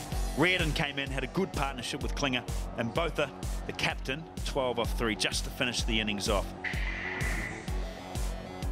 Doherty was good at the top of the order, took the new ball, and all the bowling was very steady. Scott Styris just suffered at those last 3 deliveries he faced, but overall you'd be quite happy with the bowling performance there. And we're going down to Jess Yates. Thanks very much, AB. I've got Michael Klinger here with me. Well, congratulations on a terrific knock tonight. Your 3rd 50 of the Big Bash. Yeah, thanks. Probably helped a little bit with the gem of a knock by a skipper at the end with 12 off 3 balls. It's got our score over 160, which I think is probably just above par. It seemed like after losing those 2 early wickets, it was a little bit tough to get going, but you certainly persevered.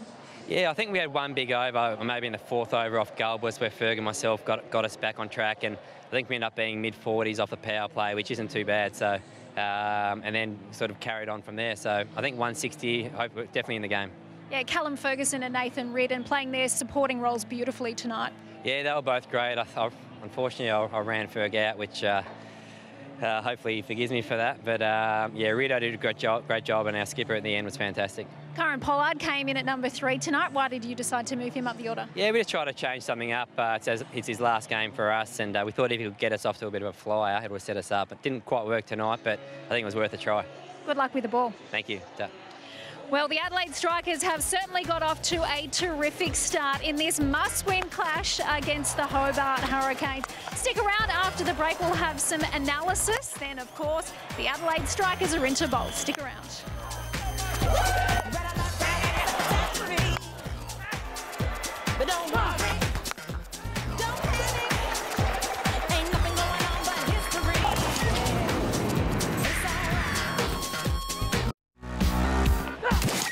Swept away, the bat's gone as well, and it's out.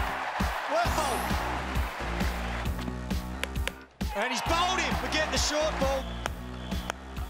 Backs away again. That's going to be another boundary. And again. Pulled away again. That's hit flat and hard and over George Bailey. Goes across again. He goes wide at long on. It's hit well, but taken. Ben Lachlan doesn't drop those. Halfway through this game, and the Adelaide Strikers have made 162. Got off to a bad start, losing Ludeman and Kyron Pollard, who got promoted to number 3, only made 9, but Klinger remained not out 71. Ferguson was good tonight before he was run out. Nathan Reardon, a nice little knock from him, 29 off 23. And Johan Botha, 12 off 3 deliveries, and just gave them a nice little bit of momentum going into their bowling. What do you think, AB? 162, I think that's a good total. I think it's a really good total. I think it might even be just above par given the slowness of the wicket. So depends how well you bowl, obviously going into the second half of the game. But I think it, definitely the Strikers in the contest. All right, let's have a look at the wickets that fell tonight here at Blunston Arena. And Ludeman was the first, AB, and the bat just about went as far as the ball. It was an excellent catch because you must have been distracted by the bat flying in the air towards you, but Benny Lachlan, a great snare from him, and then one straight through Kyron Pollard. He was sent in at number 3 to do some big hitting. Wasn't to be. Yeah, and then this run out, Ferguson was going really nicely with Klinger, and that came at a bad time. But then Nathan Reardon came to the crease and was able to build things back up and actually nailed that one. It was not a bad catch in the end. Ben Lachlan running around from mid-on, I should say, and taking that one. But yeah, ending up at 162. But what about Michael Klinger's innings? Ended up on 71 not out, AB. Wasn't the most flamboyant innings that you'll ever see, but he held things together, didn't he? Oh, look, very important innings. How often you see when one of your openers goes through the innings and posts a score 60, 70, 80, it's amazing how you can bat round that. And, he played the big shots. He played some sensible shots throughout that innings. He was better than a runner ball. And, as you said, bat round that and you can post a decent total. Yeah, he certainly can. He's been good. That's his third 50 of the Big Bash this season, Michael Klinger. He's just a consistent performer and a good player for the Strikers. All right, let's have a look at the bowling figures for the Hobart Hurricanes. Doherty, once again, opened the bowling, 1 for 25 off his 4. Bollinger, none for 30. Not too bad. Golbus, 1 for 35. Styrus was expensive tonight, coming back into the team. And Lachlan, good again, none for 25. Didn't take a wicket, but was the pick of the bowlers, probably along with Xavier Doherty. So the Hurricanes, not too bad with the ball, but a couple just maybe let them down a little bit. All right, let's get down to Jessica Yates.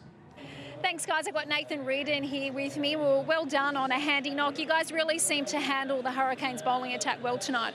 Yeah, they bowled quite well. I mean, probably at the start we would have maybe wanted 170, but having said that, average winning score here is 161, and Maxie played beautifully, and luckily there was a few of us able to chip in with him. Yeah, Michael Klinger and Callum Ferguson really setting up a great platform. Nice to go in and keep up the pace. Yeah, sort of struggled there a little bit early. The wicket was a little bit slow and hard to get in on. So if we can keep taking wickets throughout our bowling innings, we're going to be a real chance here. Yeah, was the wicket a little bit slower than it first looked? Yeah, it was. And I mean, Benny Lachlan's done it all series, and his slower balls really holding the wicket. They were hard to hit, and they bowled really well to the boundaries, the short and long boundaries. So we're going to have to do the same, and I'm confident we got the bowling attack to do it. Yeah, the pressure's on tonight, but you guys seem to really be standing up to it. Yeah, I mean, we got to win our next 2 and to go through to the finals. That's the goal. So there's plenty of belief there that we can do it. We're playing some good cricket, so let's keep that going, hopefully. All the best heading into bowl. Thanks, Jess. Great game coming up tomorrow night from the MCG. The Melbourne Stars are taking on the top of the table, Melbourne Renegades, in the local derby, and that is from the MCG. That'll be a great game, 6:30 p.m. Eastern Daylight Time on Fox Sports 2. But looking forward to the remaining half of this game. Of course, the Hurricanes need 163 to win. The run chase back soon.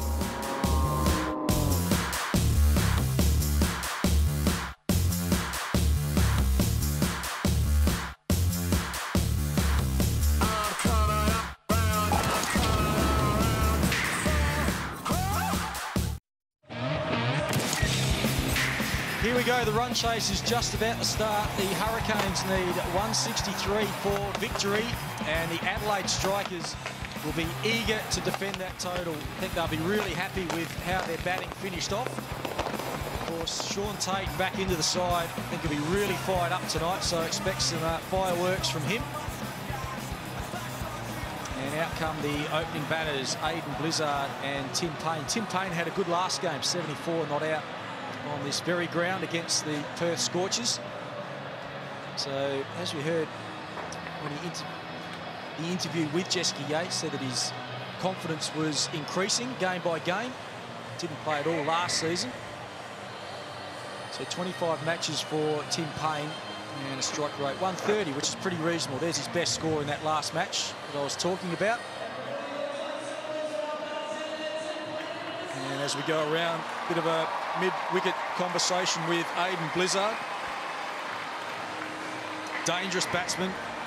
Can be a little bit streaky, a little bit inconsistent, but look at that strike rate, 153. Just goes out there and tries to smash it. Little pocket rocket, left-hander, and will no doubt target that small boundary. And Brad Young's going to open the bowling again. Made his debut for the Strikers a couple of games ago at the ripe old age of 39, so there's hope for Chris Cairns yet. Might have to lose about 10 or 15 kgs, but sure that's not impossible. This is all set up, Cairnsy, for a great game, isn't it? I was just going to say iron your shirt, Bluey, but I won't. Yeah, look, it is. I mean, this is, I think it's a superb score. And we mentioned during the back end of the innings, the Strikers, how the skills that have been on display. It's been a high quality match, and I'm sure it's going to continue. We're in for a good ride here. Okay, Brad Young to the right-hander first. Thought maybe Blizzard might have taken the first ball if Brad Young was going to bowl, being a left-hander. And right on the spot. Saw a little bit of turn there for Xavier Doherty. We'll have to wait and see whether there's any there for Bradley Young. Yeah, particularly with the newer ball, tends to grip sometimes a little more than the older, softer. That one just skidding on.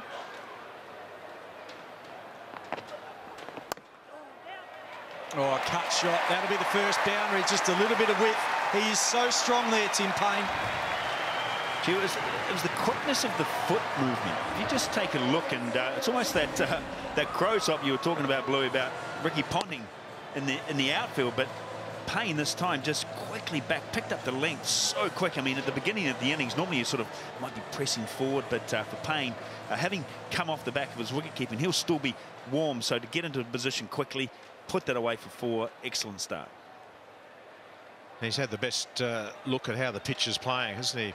Being the keeper, he's got some idea of what to expect. Coming off a good performance last week against the Scorchers. Just going on, didn't straighten, so straight away shake of the head there from Ian Locke. Yeah, just prior to that delivery, you saw Payne have a cheeky wee look towards the onside. There's no one back at deep backward square, and Young, having given a bit of width, tightening up his line, but definitely angling down.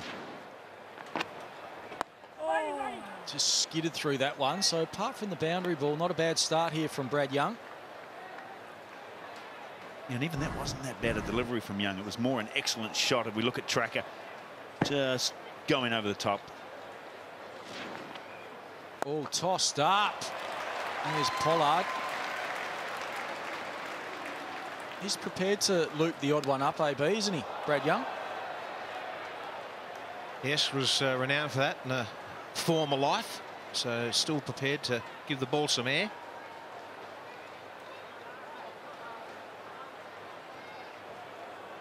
So Blizzard just about to face his first delivery. Not sure whether he would go first ball against Brad Young, but hitting out to the longer part of the ground here, Blunston Arena.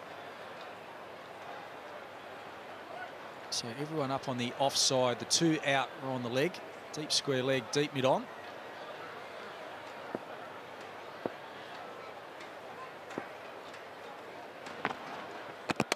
And under the bat, bit of an appeal, but I think the back foot didn't lift. We're going to have a look at it. It's going to be end of the over no matter what, but we're just going to have a look just to be sure. Yeah, so third umpire, I think Jeff Joshua's called it. And it's come off the pad, you can see there, but it was one of those ones where everything happens quite quickly and there's a lot of bat on ground, and maybe the toe was behind the line, which it is. I would say not out. Yeah, definitely too tight to call there. Yeah, it was pretty tight. Maybe just looking at the replay, is the toe grounded? Well, just saw a picture of both of there, and look at the last 3 deliveries that he faced. That was his first one. The second one is a similar shot, Fuller, and scoops it again. And then his third delivery that he faced does this, goes the other way. So that has really, I think, given the strikers a bit of momentum. I mean, it's only 12 runs, but I reckon in a tight contest, those 12, we might be looking back at those 3 deliveries. Oh, I think it's a hell of a difference, you know, 150 to 160, just that psychological edge. It was in those choices of Bollinger and Styris to bowl, but here we have Sean Tate coming on to bowl. Love it. Wind him up, point him in the direction, let him go. Sling him down. He'll be fired up tonight, the big rig. Oh, good start. Let's have a look at the pace. What was that? 150. Flame ball first up. So he's ready to go, Kenzie. He certainly is. He could almost run from about half that distance, but it's far better to be running in just to get himself set and energy that goes through. Bowls with a lot of pain as well in his elbow, strapped heavily, so every ball is tough, but geez, he's good to watch. Past the outside edge again, not much carry. That would have been close to a wide. Tim Payne looking back at the umpire.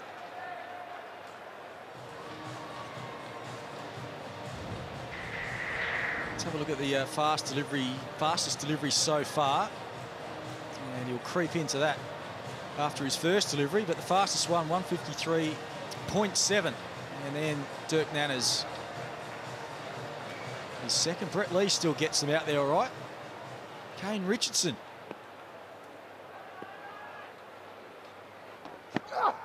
Short top edge, and that'll fly away. 1 bounce 4. How often do you see that? The blokes who bowl the rapid short ball, and they get dealt the savage blow, top edge, and nearly flies for 6. I don't mind that though if I'm the bowler. It's a bit of a mini win. Yeah, I think Payne was setting himself wherever that ball was, he was going for it. Full, short, back in the crease. Bit of width and that smash. Pollard's out there, got to him in a flash. Gee, that's a funny fielding position for the pace that Tate is generating, as Pollard is perhaps having a word out there on the boundary. Not happy, the big fella, with the local crowd.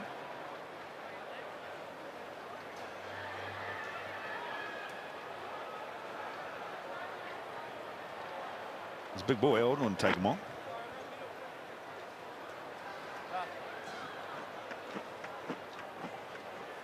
He didn't like something that was said down there. Okay, Blizzard is only faced the 1 delivery, and that was from Brad Young. So this one's going to be a little bit of a different pace. That's good pace. What was that one? 153.7.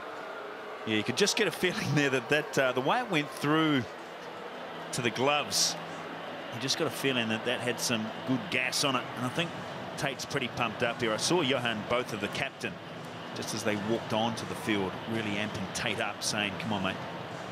In a South African accent, of course. We really need something here from you. Might only be an over that he starts off with, but get us that breakthrough. Oh, that's up in the air. Who's underneath it? Ferguson, and takes it. So Blizzard is gone, and Tate gets his first wicket of the night. Yeah, he's responded well as captain, giving him the message at the beginning of the innings.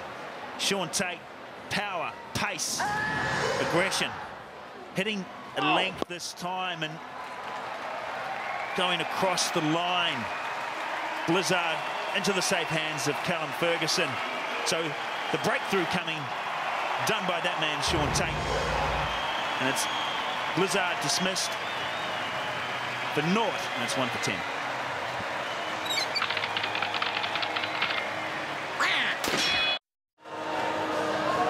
One for 10, the Hobart Hurricanes in their run chase. Ricky Ponting going through his familiar routine, does the hammies, and now he flicked the feet up. Yep, there he goes. A little slower than it used to be. But has always had the same routine. One of the great players always have their routine down pat. So Ricky Ponting on strike. Going to be facing Brad Young.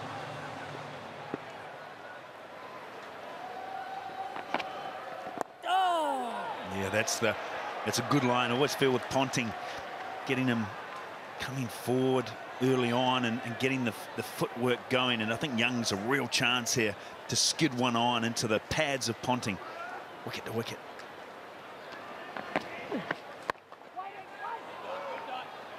Almost a full toss. This is like a time warp. Brad Young would have bowled to Ricky Ponting about 12 years ago. And here it is again.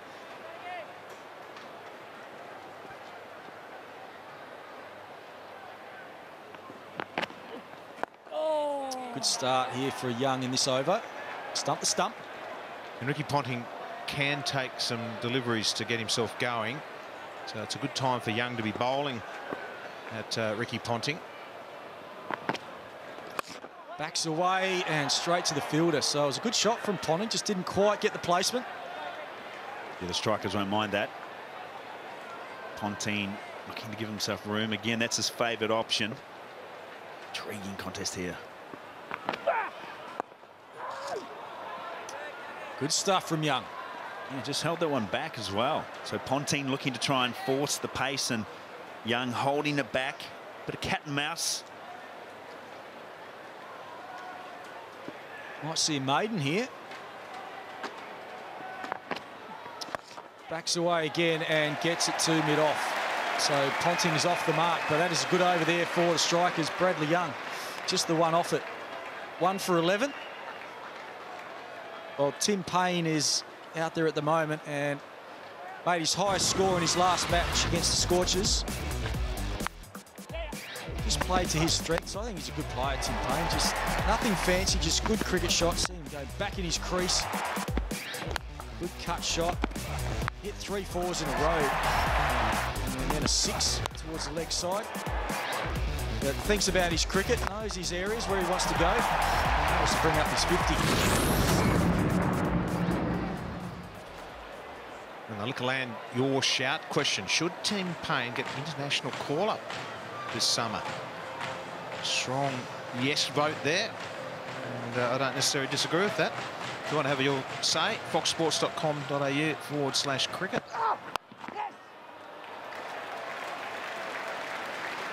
Only a single. I was looking forward to that little contest, Ponting v Tate. Yeah, it was. We've got it taken away from us, haven't we? Because of that position of the man out deep. There's generally to a fast bowler like Tate, you'll have a man backward of point, but they're protecting the boundary rather than the single. So realise that Tate's weakness is probably if he drags short and wide, you connect with it and it's going to go for 4. So they're protecting the 1.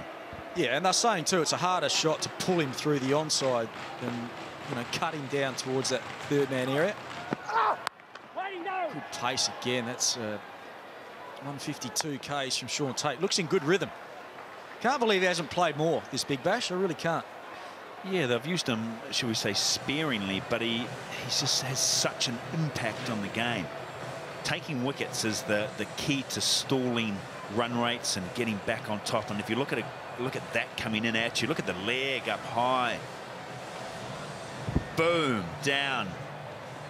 collapsing, but just drives through, and his bowling arm nearly flicks the wicket. Superb. Slower ball. A little bit of variation there from Sean Tate. I tell you, that was a ripper too. The arm speed was good, as Chris Cairns talks about, and just rolled his fingers over the ball. And you know, the difference between 150 and 130 is quite significant if you don't pick it up. And also, this shot here was the same shot that Payne played in the last over, almost identical to the third ball of the over, where he's gone across, and it was short that time from Tate, but this time it was off spin, completely did Payne. He didn't bounce much. Another one. And they get a single. Okay, Ponting on strike. Well, I wonder if Sean Tate's game enough to bounce Ricky Ponting. Well, even at the moment, I mean, Ponting has been in very good nick during the Big Bash, playing some match-winning innings. And I agree with you, Bluey. It's a bit with Payne and Ponting back in this side for the whole of the summer. It's like getting two brand new players in, both delivering. So now is the key moment in time for the strikers. Dismiss one of these two well in the game. Oh, he's pulled it. Well, that was a good length ball, and it is gone for 4. Geez, he has been playing that pull shot, but almost the trademark shot for Ponting at the moment is the pull shot with the head flick. So just keep an eye on his head there, and he pulls it up, goes through, but uses the pace. We saw Blizzard dismissed trying to force the pace of Tate down the ground, but this time Ponting, more experience, using the pace of Tate, going square. Tell you what, they've had some ding-dong battles in net sessions I've seen over the years. And yeah, we're back at it again. 4-1, and they're going to scramble a single. Good over there from Sean Tate. 7 off, 1 for 18.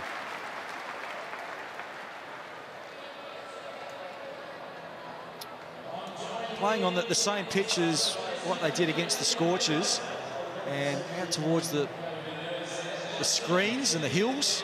Here's the shortest, 58 metres straight, pretty much the same, 71, 72, and then as we get across to the other side of the ground, 78 metres. So, yeah, generally the players like to target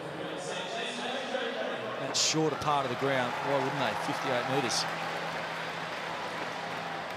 Yeah, and I think this crowd will be looking for a little bit of fireworks at the moment. I think the Hurricanes just getting behind run rate. We're looking at a required rate at the moment of 9, just gone over 9. So this early in the match, you need maybe 1 or 2 biggish overs just to pull that back, because we saw Blizzard saying that it's about wickets in hand, but you don't want this run rate to get out and get beyond control. Going with Brad Young again. Backs away, single. Interesting, AB, that you generally don't see 3 overs in a row from one of your opening bowlers. And both batsmen now have seen a bit of Brad Young, so interesting decision. Yeah, I suppose the 2 right-hand batsmen. So, and he liked what he saw the first couple of overs, so you just readjust maybe your initial game plan, see how the bowler's coping. Got their protection on the onside for Tim Payne. And bowl around about that leg stump. Yeah, I just think the shot that's on is the sweep. There's a deep mid wicket, but the orthodox sweep to perhaps go with the line or the angle that Young is bowling. Yeah, I'm with you, Cairns. He's going to bowl about leg stump. That was the quicker delivery, just sort of more seam up, and only get a single. Yeah, because Young's angle, he's not really bowling that wicket to wicket at the moment. I think now he's into the 5th over. He's actually going from perhaps a little more attacking line of off stump. He's looking to protect now, and that's going into leg. So Ponting, not a big sweeper, not renowned for it. I think he might come down the track, this delivery. No, stays there. It's angled again to leg stump. They won't mind singles though, the strikers. Already, the required rate is getting up near 10. It's 9.26 at the moment. Yeah, and this brings bowlers like Botha into the game, and so at the moment the strikers will be very, very comfortable with the position of the match. Catch! Backs away and beats cover. I'm not sure if that was a misfield or not. He's got his head down. I don't know whether we got a bad bounce, but 4 runs anyway. Kneeser it is. It's a bad miss. The pressure was on. The bowling's been good. Right on pinpoint accuracy, and this time Payne giving himself room. So he's not quite getting behind the ball, having his bowlers out.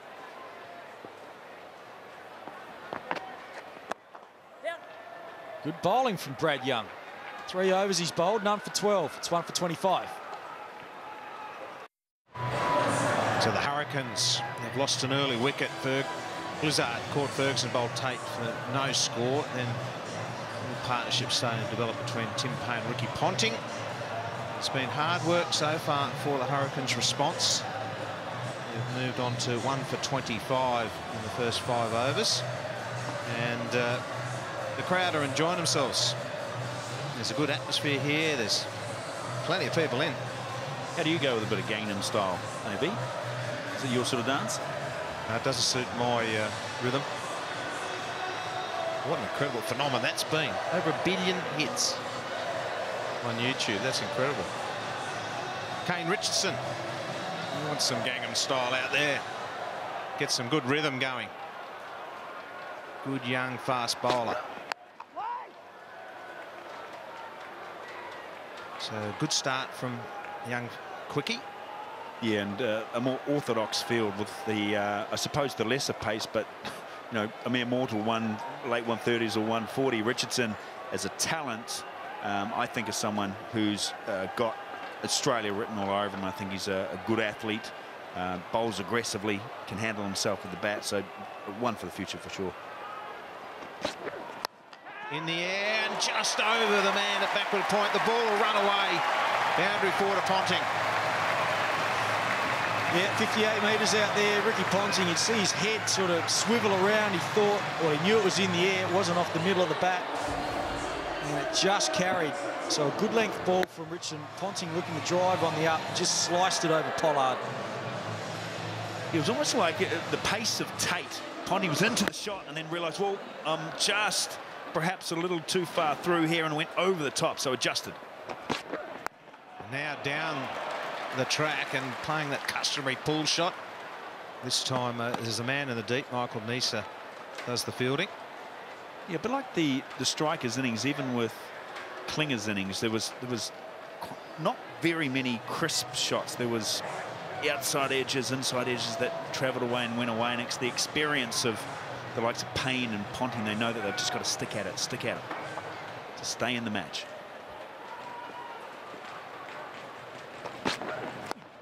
Payne back in the crease on this occasion, but got it down to that third man area. But just the single. Yeah, there's Boyce, young leg spinner, back into the side. So I think spin might play a bit of a part. Got him. We've already seen Young be effective. Both hasn't bowled at all tonight. Not sure whether Boyce will bowl his 4 overs. That might be a combination of him and Nisa. Pollard will be effective with his slow ball, so plenty of options. Pulled away from Ricky Ponting. Well, haven't we seen that before? You talk about crisp. This one certainly was. Previously, had tried to sort of swivel on one from Tate and got an underside edge, but this one, almost like he was waiting for that, well in front of the wicket. High and handsome. Vintage Ponting. That's a worry for the strikers when he gets that shot going. That's a ripper. In the air, and is it over? Just over the man at mid-on. And Ponting survives. He's coming back for a third. And comfortably home. So 13 from that Richardson over. After 6, 1 for 38. Oh, a bit of luck there at the end of the 6th over, but let's have a look at some of the highlights. Haven't been too many boundaries so far from the Hobart Hurricanes. That was a top edge off the first over of Sean Tate. That was the wicket. First one down of the night. Aidan Blizzard it was. Callum Ferguson mopping up. Ricky Ponting, that full shot, that would have been LBW probably if he had missed it. Bit of a misfield there. And then finish off that over. A couple of nice boundaries for Ricky Ponting. That's probably one of the better ones of the night.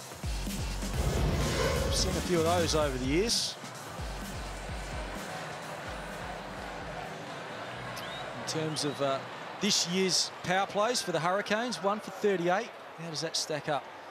2 for 30 against the Renegades. The Stars 3 for 35. So, yeah, both of those they lost. So it's not their best start. Young again. He's going to bowl out. So 12 dot balls from Young's spell to date. So if we just look at Young to the right-handers, and it's that angle, the straightness of the delivery that really cramps up the right-handers, doesn't give any room. Good, accurate bowling. Again, work to the onside. You might think of 2. Ponting's coming back. No. Probably a good decision. Yeah, it was. And Young delivered that from a little back from behind the crease that time. So just altering where he's... we talk about the speed of how he delivers, but in that situation, just holding back from his delivery stride. Single down the ground. The Hurricanes have got to be conscious here that ticking it over the ones, I still think they need to get a pushing maybe a boundary and over, or at some stage every second over. If they don't get the boundary, they are going to have to press for the 4, because otherwise this rate is going to climb. Again, work to that onside, so they're comfortable just making sure they're getting bat on ball. But you're right, when you need 9 runs and over, it's not quite enough, is it? But I suppose they're saying that the boundaries will come.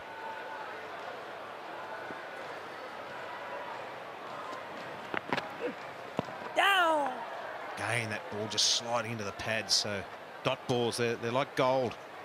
Yeah, they are, AB. And at this particular time, any type of dot ball that you can produce just increases that pressure.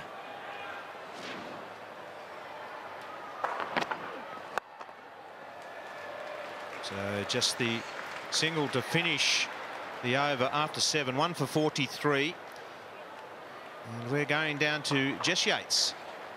Thanks, AB. I've got a bit of an update for you on the weather conditions at the moment. As you can see, a bit of a purple tinge to the night sky. We know that there are some really horrific bushfires right throughout the state. One is burning about 55 kilometres southeast of Hobart. As we flew in today, we could see the smoke really billowing from the eastern part of Tasmania. That smoke has really made its way towards Hobart, building throughout the afternoon, and it's quite thick down on the ground here this afternoon. Speaking to some of the boys a bit earlier, they said as the innings wore on in the afternoon, it became very uncomfortable batting and certainly fielding. We can see little bits of ash falling from the sky as well, so it really is quite uncomfortable down here. There's not much of a breeze either through the ground, so it is sitting quite heavily around the ground. So certainly not very comfortable conditions for cricket, but of course much worse for those affected by the fires right throughout Tasmania. Thanks, Jess. It's a real haze around the ground as those bushfires have an effect. We've got a new bowler, Johan Botha, the striker's skipper. And, well, he's a very experienced campaigner. Brilliant little cameo with the bat, so what can he do with the ball? Ponting flicking to the onside, in the air, in the gap. Pollard does the fielding. Yeah, it was a nice shot. And if you could have possibly any bowler around to come in at this stage, Botha is the one who can contain and just keep that pressure on. It's about denying the boundaries at the moment. The strikers, that's what they have to try and do, and then force that pressure, force the risk shot from the Hurricanes.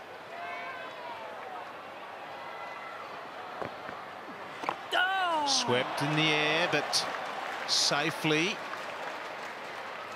Just this single. We saw Ricky Ponting get out the other night playing that little dab sweep shot.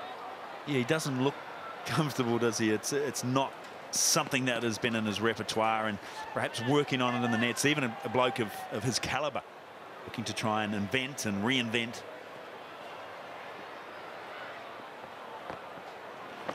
Oh, a little bit of width with the doosra.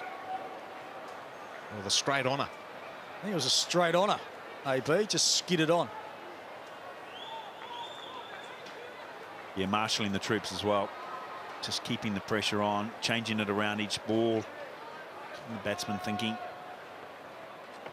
Down the ground, it's hit nice and straight. Has it gone all the way? I'm not sure. I think it has. The way the crowd's reacted, I think that's just gone over the boundary rope. Yeah, umpire's got his arms up, so just confirmation that it was a 6, and you don't have to try and smash them, do you?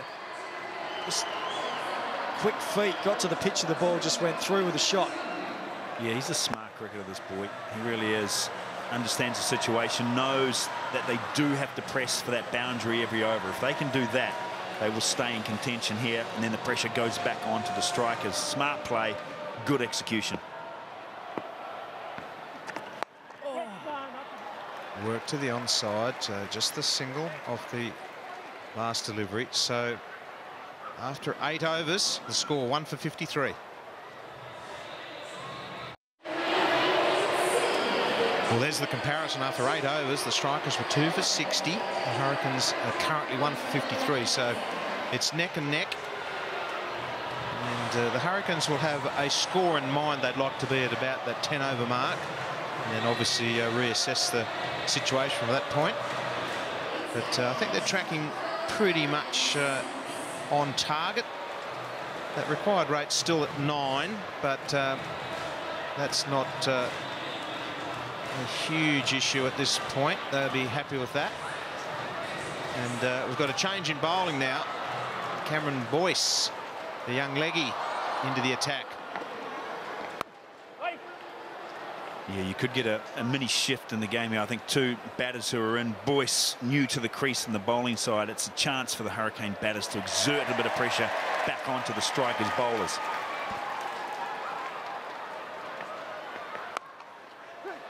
Short and pulled into the outfield. 2 is the call. Ponting's quick. In and out and comfortably back.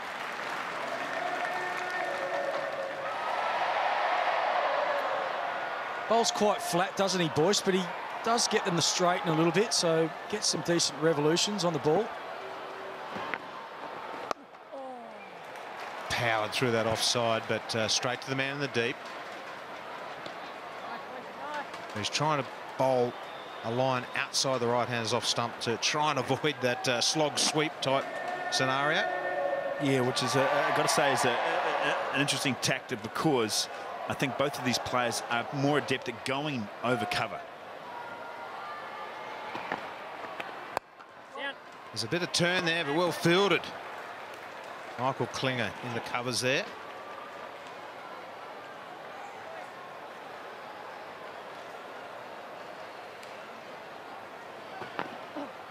Tossed up and in the air, and it's gone. Ricky Ponting's out. Botha takes the catch behind point. Cameron Boyce strikes. Oh, so pleased for the youngster. He's got the massive scalp of Ricky Ponting. Classic leg spinner dismissal, really. Threw it up there, enticing the batsman who Ricky Ponting tried to go over cover, I think.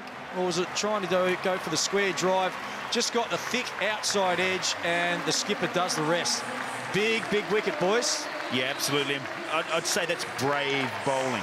Brave bowling. Dished it up.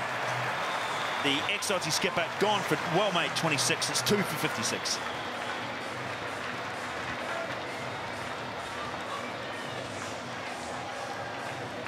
Ricky, a pretty dynamic start out there between you and Painey. Yeah, we're probably just falling behind a little bit now. The run rate's up sort of 9, 10.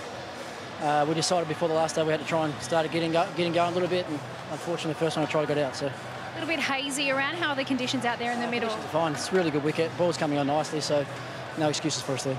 Time to get a wriggle on. It is. Let's hope the next guys can do it for us. Good luck. Thanks. Yeah, he's saying the conditions are pretty good. Ball coming on quite nicely. No problems with the atmosphere being a little bit hazy. Travis Burt is the new man. So he's had his troubles so far this year. Played well in the first game, but the struggled since then. But yeah, look, quality player. Here's just look at the stats. The strike rate. That's demolition style. If he can get going, it's just the fact he hasn't got going enough in this competition. Excellent chance here now. Has time in the match. Just to get in slightly.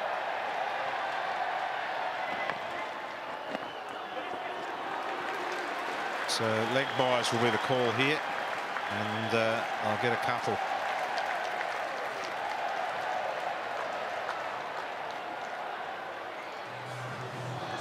So after 9, 2 for 58. So just take a look. Tossed up, Ponting going for the shot over cover, clearing that left leg. Both are taking the catch, but it was brave bowling by Boyce. He knows the strength of Ponting over that cover region. The teammates ecstatic, Boyce ecstatic, and so he should be. We just have a look there at the striker's spinners to Ponting. It was that width that had tried to entice Ponting to play the extravagant shot over cover, and it was his demise this time. Well bowled.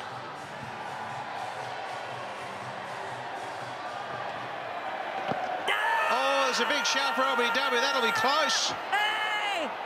Oh, long shouts and disappointment from the strikers. Gee, that looked good. Oh, they can't believe it. Just wonder if it got him outside the line, though. That was my first thought. If anything gets him outside the line, just comes back a little bit. Ooh, jeez. That, on second thoughts, I think is pretty close. Ooh. Go, Max, go! Think of two now. Gee, that's a tough call for the strikers. I know it's an awkward looking shot, so that he might have got confused, but gee, yeah, look, maybe the height, it's only just in there, so look, the umpire might have been guessing. Fair call. Just the way the umpire was looking, Jeff Joshua, I thought he was going to give it. It's going to be one of those late ones, Bluey, that just, yeah. Because even the players, they kept going, waiting. No. I know, they kept pleading, didn't they? Come on, give it to us. I tell you what, AB, I reckon 10 years ago you would have been given out on that shot, even though it wasn't hitting the stumps. Oh, definitely. I mean, you go for the shot, it doesn't come off, and it looks ugly. Looks like the ball's going to hit the stumps. Bang, you're out. So again, the Hurricanes need to be careful here. Whilst one batter is getting himself in, Burt, it's up to that man there, Payne, to perhaps play the aggressor role. He has to keep the scoreboard ticking over, just pleading there. Well, again, the shout, was that pad first? Tim Ludeman thinks so. But no reaction from anyone else. No one else did. He left him hanging there a bit, didn't he?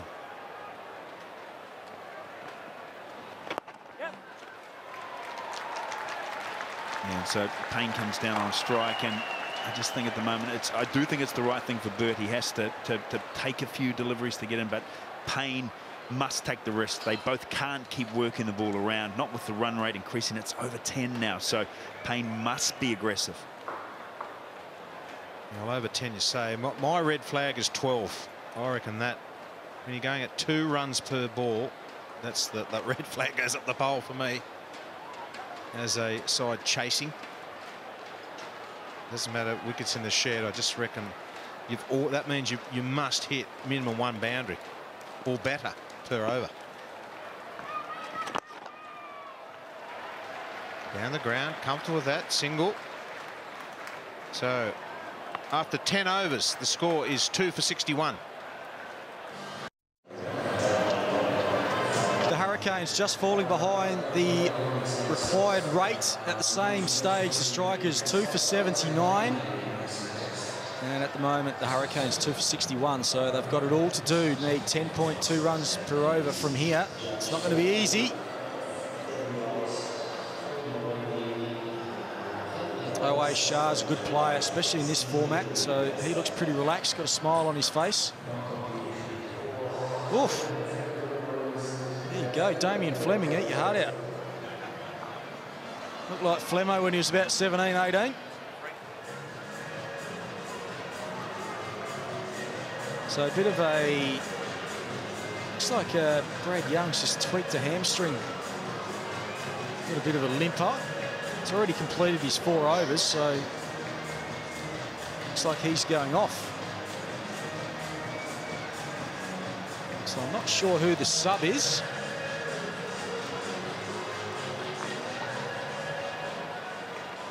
Theo Geropoulos is the sub, so not a bad guy to come on. He's a good fielder. You can see the John Porter, the physio there with Bradley Young, just checking it out. So yeah, he's just got a little tweak. 39 years of age, that happens. Especially after you had 4 good overs. So, although he looks like a good competitor, looks like he's enjoying it. I'm sure he'd want to stay out. Yeah, knowing Brad Young, he loves it, loves the contest. So he's obviously tweaked something. Yeah, coming back to the contest again, Payne not finding the gaps. He must keep scoring. Critical. There's that seam up delivery. It's quite quick and it's in the gap. Well done from Kane Richardson. That was good cricket all round. Good shot first by Payne, but good fielding as well. Oh, that's ripper fielding. Young fast bowler making good ground to his right, and then the presence of mind not to grab it, just knock it back, and he saved his side a couple there. He has, and Pollard positioning himself to help out as well. So it's the bump on. Look at Pollard. He's waiting there to get the rebound. He knows what's happening. They practiced that obviously in the pre-match warm-ups and whatnot. So there's nothing wrong with that whatsoever.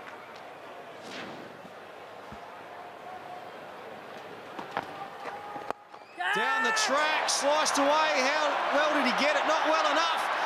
A couple of classic dismissals now for Boyce. First Ponting and now Tim Payne looking to go over mid-on, and he just sliced it to deep mid-off. Tell you what, I saw Botha come sprinting from backward point towards Boyce, who again had the courage to toss the ball up. Payne, who's been choosing wisely his deliveries to hit. Unsuccessful this time, and Boyce claims another scalp. Yeah, good bowling performance. The end of Tim Payne. He's made 33 and the score 3 for 63. He'll be annoyed with himself. Tim Payne just shaking his head on the way off, but got to say, good bowling from Cameron Boyce. Just spinning away. And Tim Payne now makes his way off. Kane, are you shaking your head? Clearly frustrated. Very frustrated. Try to go a bit straight, didn't quite get it, so that's the way it is. Pressure's on now. Yeah, a little bit. I think still down to 100 off about 10 overs, so if I waste some traffic and get going, we'll certainly get there. Yeah, they're due for a partnership, aren't they? Yeah, it'd be nice. Sort of our key last year, so it'd be nice. Good time for them to stand up and show us what they've got. Well done tonight. Thanks, Jess. Doing a sterling job down there. Always Shah. He's bowling well here, Boyce. Hails from up your way, AB, Queenslander. Of course. And does a good job for the Bulls in the Sheffield Shield, so this will do his confidence no end of good. Oh, there's cries of catch it. Kane Richardson. Oh, what happened? He's got it! He's got it! He misjudged it, and then he stuck the right duke up, and it's stuck. I tell you what, Richardson came in, he'd sort of misjudged. The ball was skewing away from him. He'd almost given it up, and then he's just chucked out the right hand.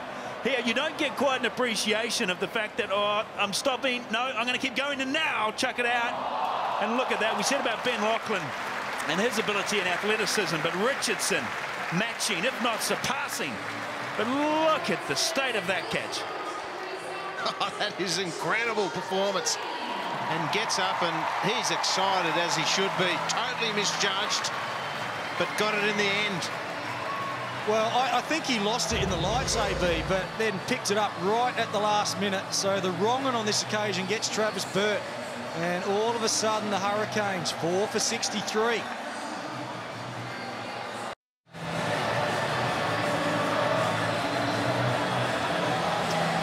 For 63, and we've seen one of the great catches from Kane Richardson.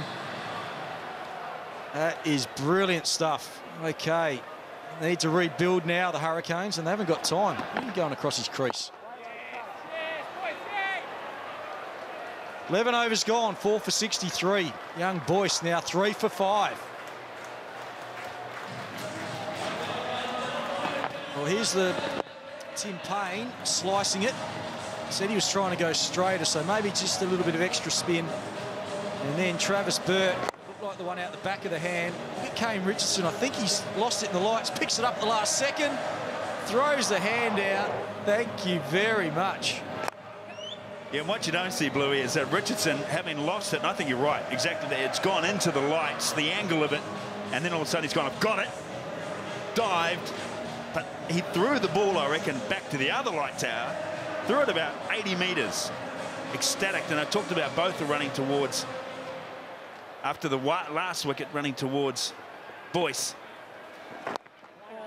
But when Richardson took that catch, the whole team, the whole Strikers team ran towards Richardson to congratulate him. Huge buzz. Superb, superb. Oh, he's like a soccer striker too. He was off, celebrating.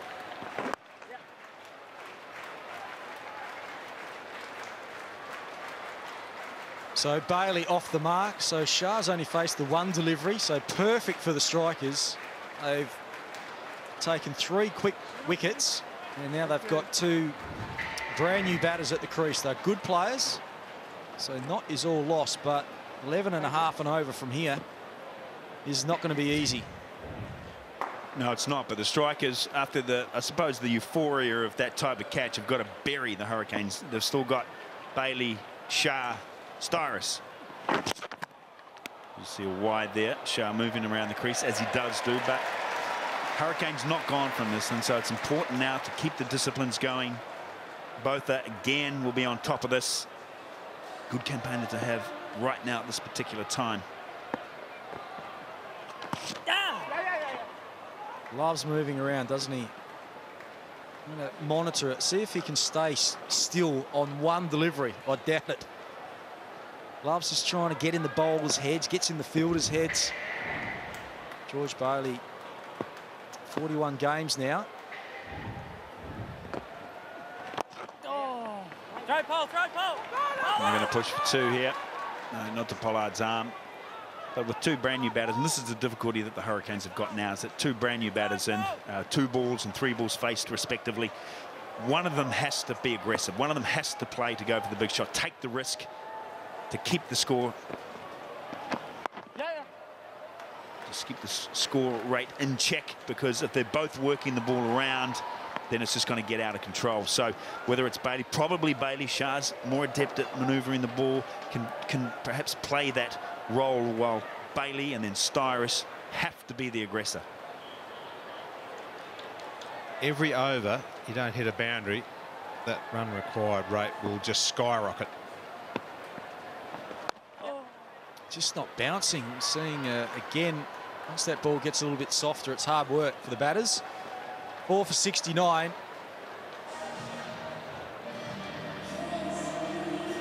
There's Kane Richardson. Away he goes to that position where he took that great catch. He's already taken a good one this year. This is at the Adelaide Oval. Luke Thomas back for the Brisbane Heat. Knocked one down, and he nearly went over the rope, but old twinkle toes down there. Just did it nice. We see a few of those now, and then tonight, here it is again. If you haven't seen it, have a look at this catch. Brilliant. That is just natural ability. That's talent. And there he was off. We might get to see that roll on a little bit further later on, but you should see the energy that goes into the throw after he's caught that. Exceptional. Down, down, down. Trying it up, Boyce. So he's starting his 3rd over. He's got figures of 3 for 5. And you've got to leave him on, haven't you? You don't sort of say, oh, you've done the hard yards, young man. You've got to keep him going. Good shot from Bailey. That'll be 4. Over that man, Theo Geropoulos, and The man on the rope had no chance, had a bit of top spin on it. Yeah, Dylan's a good option. The other players who have been dismissed, Payne and Burt, looking to hit down the ground, perhaps sticking in the pitch, holding. This time, Bailey choosing to go square, and it's a nice option. Dead ball. Dead ball. Not sure what's happened there. Just as he was bowling there, umpire Ian Locke signalled dead ball. So, not sure why, but we're going to have to bowl that one again. When he bowls an ordinary one, he gets away with it. I wonder what that was for, because it was, as a bowl, it's a dot ball. Yeah, it might have just been the flashing of zing stumps or something occurring. Music, perhaps. Another one off the toe end. Seen a couple of those tonight. One from Michael Klinger. Slowing it up. That last one only 77 Ks. A little cheeky look towards the leg side there. And goes that way. And gets it just well enough. Yeah, don't count them out yet. The Hurricanes, they've got some class players, and Shah this time, the aggressor. Previously it was Bailey with a similar type shot that went for 4. This time Shah, yeah, good option to the leg spinner, to the short side. And don't be surprised to see another one.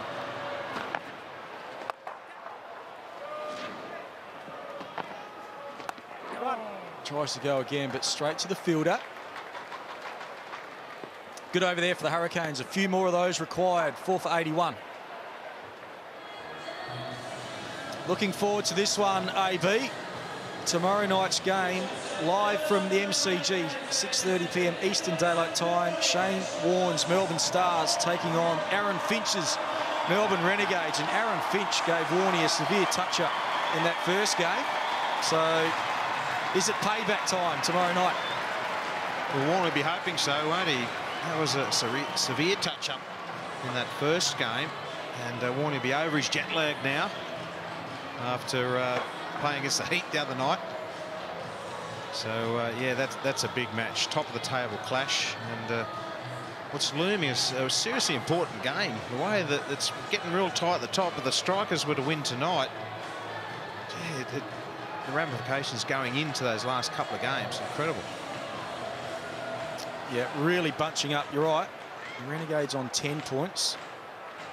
The Stars are on 8, so one game behind. But Scorchers on 8 points as well. They've played one more game. They've already completed round 7. Kane Richardson just having a shy. Yeah, let's have a look at the table, boys. And there you go. So we're going to complete round 7. There's 8 rounds in this competition. So the Renegades have played 6 on 10. So I gather if they win tomorrow night, that basically guarantees them top spot. And then the Scorchers on 8, Stars on 8, but look at the Strikers on 6. So they want these 2 points tonight. Yeah, it's just getting really bunched up. The Heat won last night, or not, night before, I should say. Got them back into the comp. All those sides from top down to 6 have got a chance. Need to finish on 10. Oh, that's just missed the off stump. Again, the lack of bounce. It was just skidding through. Bailey expecting a bit more bounce here. Undone by the lack of. To see there, Richardson skidding through. God, I'm not sure how that didn't connect with the stumps. Taken by Ludeman as well.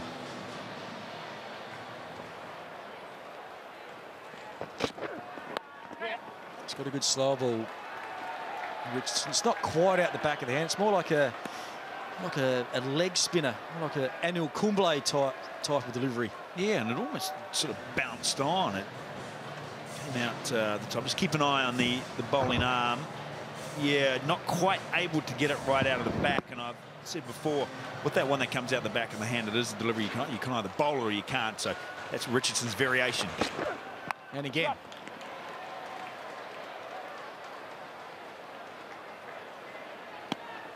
It's good work from Richardson.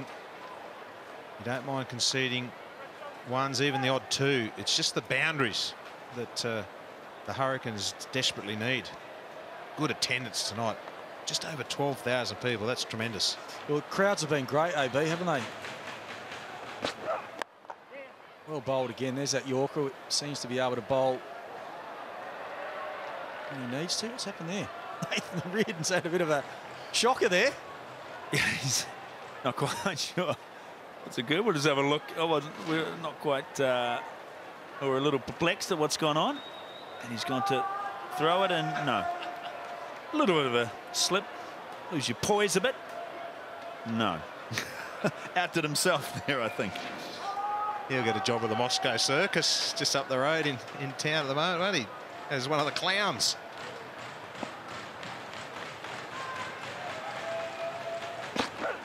Backs away, got him! Kane Richardson. Brilliant catch now, some brilliant bowling, gets rid of OS Shah. Well, this is a breakthrough and a half. OS Shah so dangerous, particularly late in the innings, and this is the perfect response. Perfect Yorker, and bang to that middle stump. The Zing Bales fire up. Excellent bowling. Richardson, and look there, he knew straight away. Thank you very much. Took the catch, now the wicket. Very happy man, and O'Shea dismissed. Trouble for the Hurricanes, 5 for 85.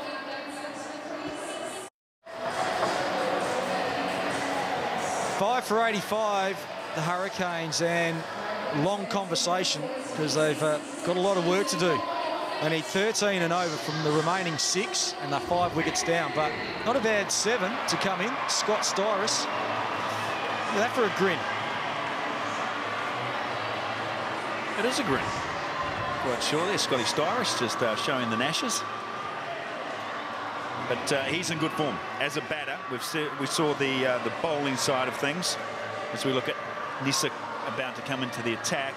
Scotty Styris indicated to Jess Yates at the top of the show that should he get 40 or 50 today, then his side might be in trouble.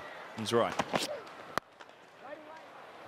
Nisa starts with a dot ball. Has been expensive. He's only played a couple of games for the Strikers. As I said, it's been a little bit expensive, so a little bit of a gamble, but here's this dismissal again. Yorker. OS Shah just played around it. I'd say I like the look of Richardson, and he's been full when required and hitting good lengths as well, just with that natural angle into the right-hander away from the lefty. Oh, sliced away, George Bailey. Is he going to get at the fielder? He does. Oh, a bit of burn too. Yeah, Nathan Reardon in the deep and getting congratulations from his teammates. Took one for the side there, bit of burn, but that saved a couple for sure. And after his little indiscretion in the over previous, gaining a bit of poise back this time, Nathan Reardon.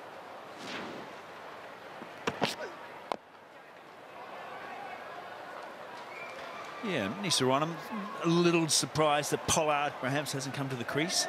He'd be effective with his change-ups, and the Hurricane players looking to try and force the pace, but Pollard been in the deep, interacting with the crowd at times, perhaps not in the most nicest of manners. There seems to be a few words exchanged down there, but at the moment it's the Strikers who are having the last laugh.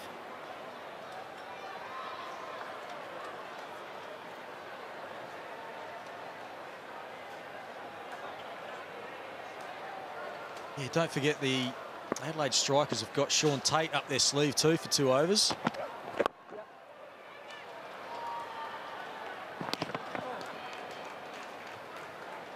I think if the Adelaide Strikers can get another breakthrough soon, I think we'll definitely see Sean Tate come back into the new batter.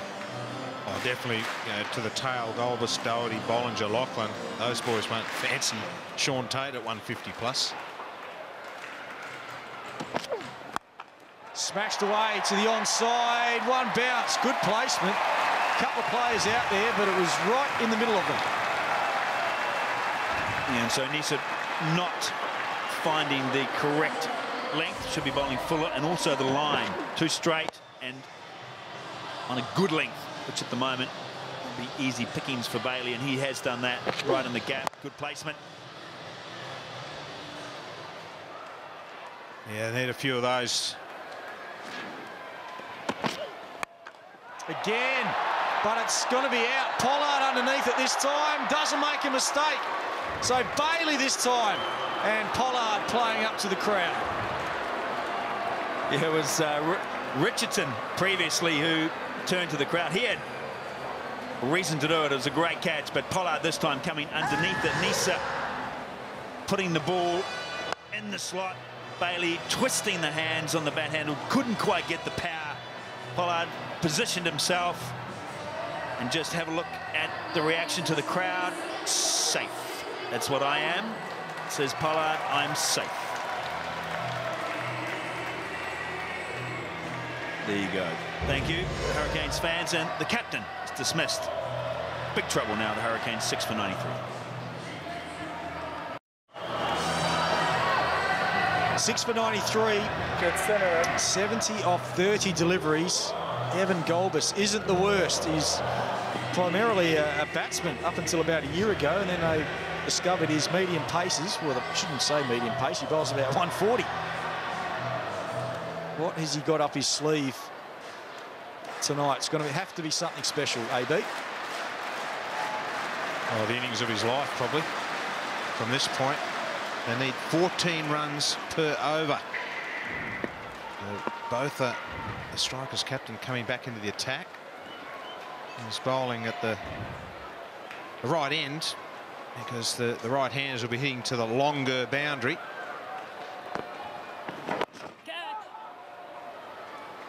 So, dot ball to start when you need 14 and over.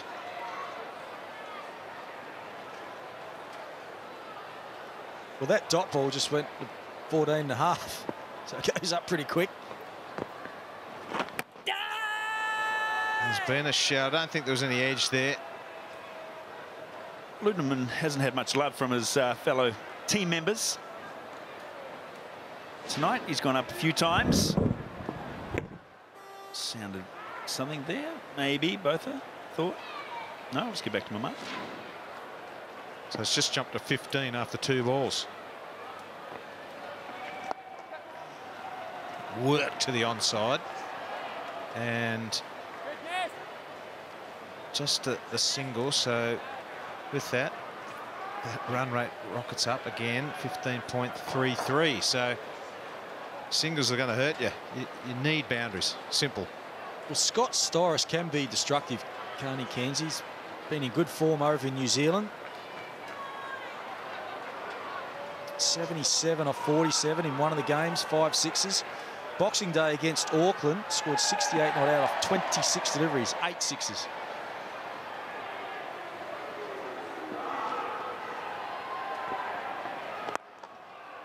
Again, dot ball.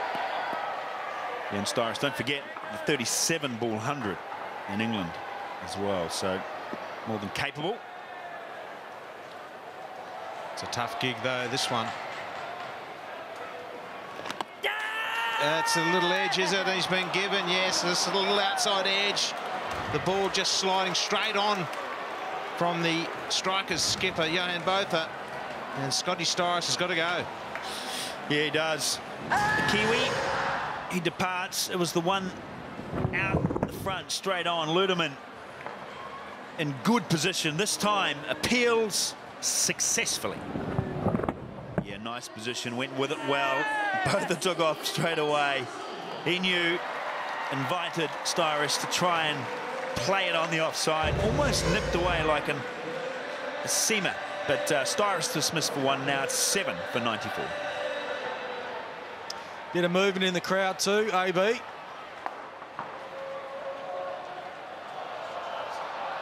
So yeah, the Hurricanes really struggling here. Tell you what this is though, very good for the Adelaide Strikers net run rate. We've already seen the table, and that is definitely going to come into it to get into one or two of those last spots for the semi-finals. Well, that's right. The Hurricanes actually had a negative net run rate going into this game. And so this sort of situation, the finals will be even worse. So, yeah, as it tightens up for those semi-final spots, the net run rate, you just get the feeling that's going to have some say in who's in and who's out. So Xavier Doherty is the new man for the Hurricanes. Edges and's got it away. Shawnee Tate, you got to chase it, mate. And he knew it was all the way. Why chase it? It was going to be 4. Yeah, Tate, he just decided, yeah, no, it's beaten me. I think that's going to go for 4 anyway. 7 for 98 after 16, and here are all of the wickets. Blizzard was the first to go. Caught by Ferguson off the bowling of Shaun Tate, who bowled well tonight. He's only bowled for 2, but bowled with good pace. And then here's the start of this brilliant spell from Boyce. First one was the big wicket of Ricky Ponting. He would have loved that. Then it was Tim Payne trying to go straight over the bowler's head or towards mid-on, sliced it to deep mid-off. And then again, Travis Burt, who can smack him a mile, but just didn't quite get going. Have a look at that catch. You'd watch that all night. Kane Richardson, and then he came on the bowl and got rid of the dangerous Owe Sharp. And they keep coming, the wickets. George Bailey hit a boundary just before that, but couldn't get that one out of the middle of the bat. Pollard does the work. And then the last one to go, Scott Styris, a little thin edge. Back live now. Past the leg stump, so going with Kane Richardson now. Nees has been replaced. And wide the call. Gee, that was a tough call. Batsman going right across his stumps to try and hit the ball down to the fine leg area, but just slides down the leg stump by what, a millimetre? Yeah. No, that's not a wide, AB. If the batsman had stayed in position, you'd almost have an LB shout there. So Ian Locke adjudicating in favour of the batter. So into the covers, but it's been fielded, so no second run available. So it's getting real tough on these tail enders. Hard to expect them to be able to go out there and hit 16.5 runs and over. A lot of things have got to go right. So the 100 is up for the Hurricanes, but gee, so much work to do. Yeah, that's right. And look, it's never over until it's over, but at this stage with Tate to come back and bowl, you've got Richardson at the moment, who's into his 3rd over. He's got figures of 1 for 18. So continuing a good match in the outfield now with the ball. So he'll be trying to pick up a few wickets here as well. And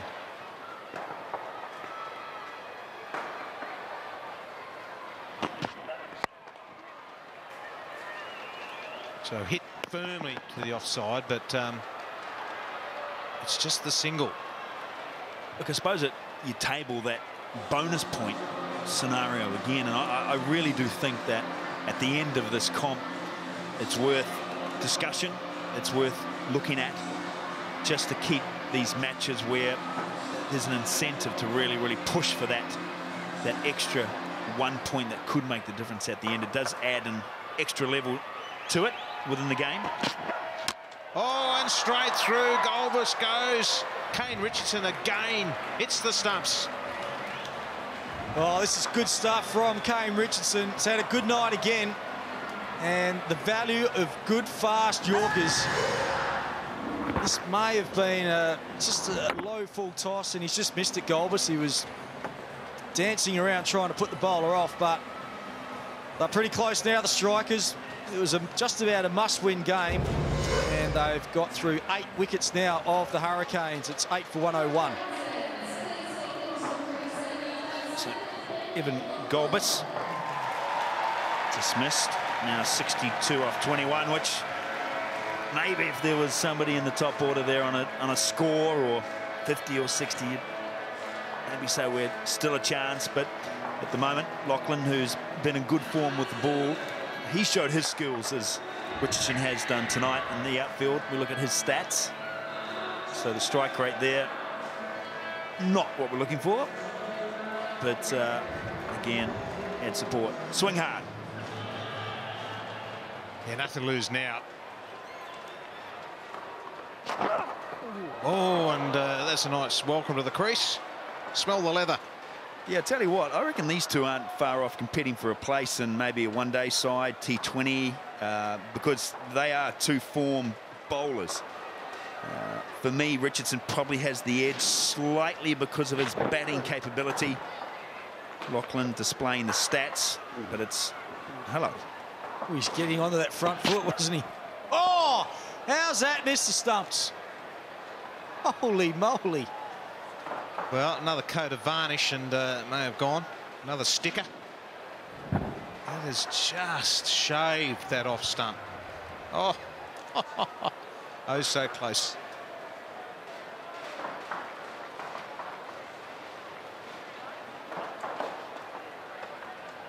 Tate's got to bowl the next over, doesn't he? AB from the top. Still got 2 left.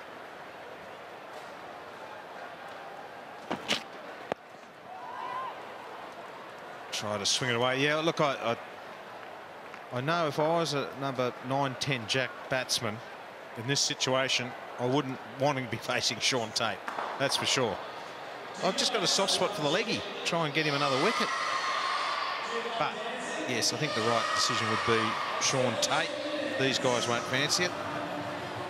There's the man in question, and yeah, he's on. It's not who you want to see coming on to bowl, is it? When you're 8 for 102, and Sean Tate, he just sidled up to his bowling mark. They really didn't end. Generally, the gas from him is in the first couple. Normally, when you're facing a quickie, you know you've got maybe 2 or 3 balls when they warm up into it, but not with Sean Tate. He's at 150, high 140s from ball 1. He's just got that look in his eye too, Sean Tate, that he's I'm not going to take any prisoners sort of look. He's not going to go easy on these tail enders. Yeah, and if I was a tail ender, I'd maybe be looking to go over cover, give myself a little bit of room, play an authentic shot, but just slide slow. Oh, that's beautifully struck. Using the pace of Sean Tate. There's nothing wrong with that shot. Yeah, that's the one advantage. You can't collide with the ball. The other aspect is that you've annoyed him. So Lachlan colliding with this one. Deftly guided through. What about the follow through? Look at this. Oh, there you go. Oh, yeah. Nice. Righto, get ready for this next Thunderbolt.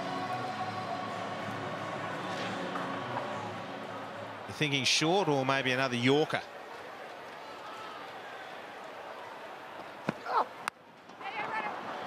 Well, he was working on, it's going to be full. He's going to flick it down to fine leg, which he did.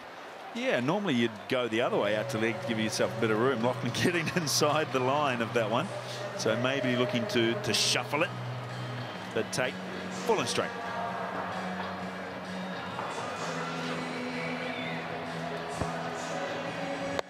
Yeah, it's unorthodox, but well, it got up the other end.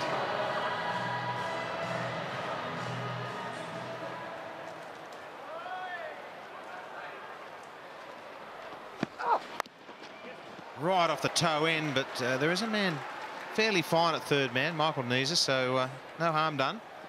Yeah, fairly fine. I think AB is almost behind the keeper, isn't he? They know that the edge is going to carry pretty quickly, and off Tate, it's definitely the case.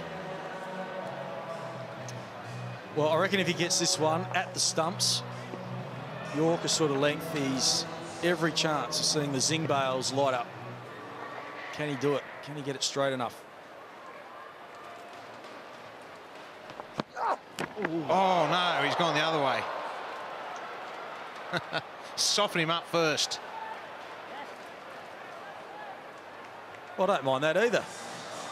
It's just let you know that you're out there. A little bit of a...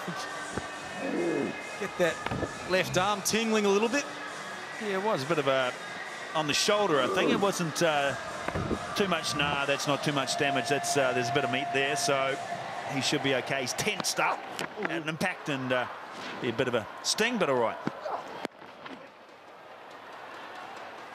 He just flicks the pad. So is that leg buys or off the bat? Leg buys is the call.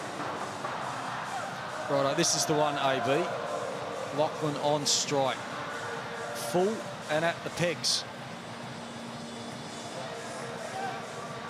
Maybe slow ball, double bluff. But then again, don't overthink it. If you bowl 140 plus, straight at the sticks. Oh, there it was, but Benny Lachlan good enough to get bat on it. So, not the worst over. 8 for 111.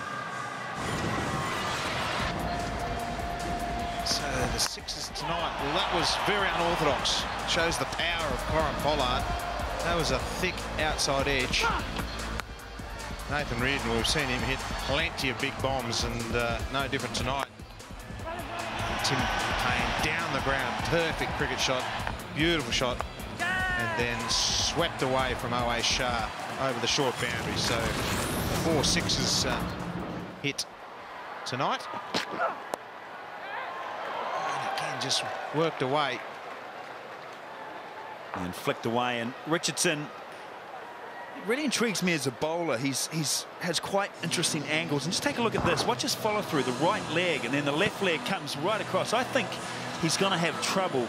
I don't know domestically if they're looking hard enough at where he's actually going on the pitch, but we'll take a look at it again. We'll have a look at the next ball. Actually, he's coming around the wicket now. He probably won't have the same sort of angle, but when he comes back over the wicket, we'll take another look at it, because again, if the higher up you go into the international stuff, they really clamp down on that. In the air and over the top. What a good shot from Xavier Doherty. Brilliant. Yeah, that's a good shot. He's not the worst, Xavier Doherty. That was right in the slot. Just the front foot into it. Just through the ball. Through the line of the ball. Hit it well. Well, he basically hit it where it was bowled, and that's a good lesson, that. Should be able to hit in a few different quadrants, depending where the ball's bowled. There's a really good example. And again, through the offside, just the single. So here we go, Cairnsey. He'll be back over. Yeah, look, I'm intrigued. I think he's a really big talent, but just noticing that follow through, which is awkward. He does angle in, and I think that's part of his effectiveness, and especially in the one-day game, into tucking up the right-handers. But it's just that concern about that on the pitch area. So slides into the pads, and oh, he's even hit the stumps. he's good, very athletic, but yeah, just take a look at the follow through here of Kane Richardson. It's just coming through, and look, that right foot, which generally goes across, the left one has to get off the pitch, but he's running straight down the middle. He may be inside the distance that you're allowed, but it is quite an awkward one there, and it's that foot there, the left one, which may be slightly in trouble. In the air, down to third man, and just one more to the total. So yeah, that's well spotted, that, Cairnsey, because it is that second. The first step, I'd say, would be okay. Yeah, it's the second step. He's got to really get off the track a lot quicker. Exactly, which probably in the 2020 AB you're not that worried about. It's not going to dig up the pitch that much, or maybe a 50-over game he might get away with it slightly. But again, the higher up you go, they really press on that on the pitch aspect. Swing and a miss. Dot ball to finish the over after 19. 8 for 119. So it's been a real battle for the Hurricanes. The game's just about done now. Required 44. So it is done unless there's no ball. There's plenty of sixes in. But really good performance from the strikers. They battled and scraped their way to a total. And that man on screen, hasn't he had an impact? Good to see a young leggy being given a go and having some success. And the players he got out, outstanding. Tate to finish things off. Short off the glove, was it? No. I was with you there. Maybe I thought there was something there. A bit of a noise, but not to be. No interest. Not even from Tim Ludeman, who'd been up for most things this evening. Yeah, I was up, but... Well, I'll tell you what, am I seeing things or are my eyes totally gone? No, he did. He missed it. Okay, lucky I'm not an umpy. Slower ball, and he's good through there, Doherty. And the performance this evening from the strikers has been fantastic, considering that we didn't really have any impact in the game from Kieran Pollard, who is the main man in this side. So what's tremendous from the strikers' point of view tonight is that he's got one in the bank. Good team performance. He is a match winner, and he will perform again at some stage.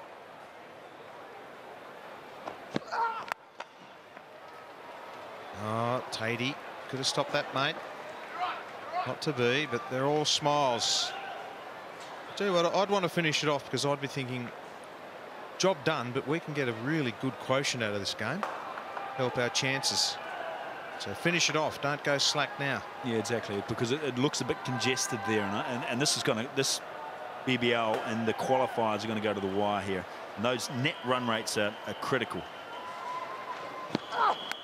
Edged and dropped.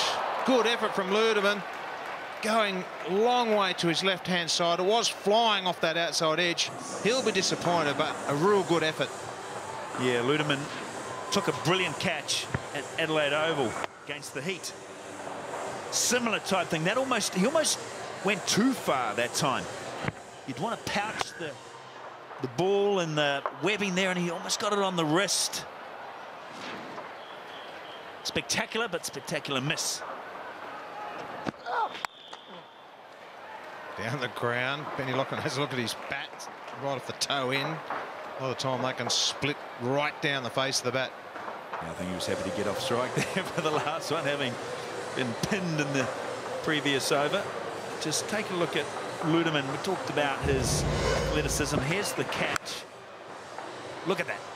The timing of that jump was the key to the whole thing. Held his poise, timed it well, stretched back behind him. Superb. Smacked and dropped, and Callum Ferguson at point. It was travelling, but should have been taken.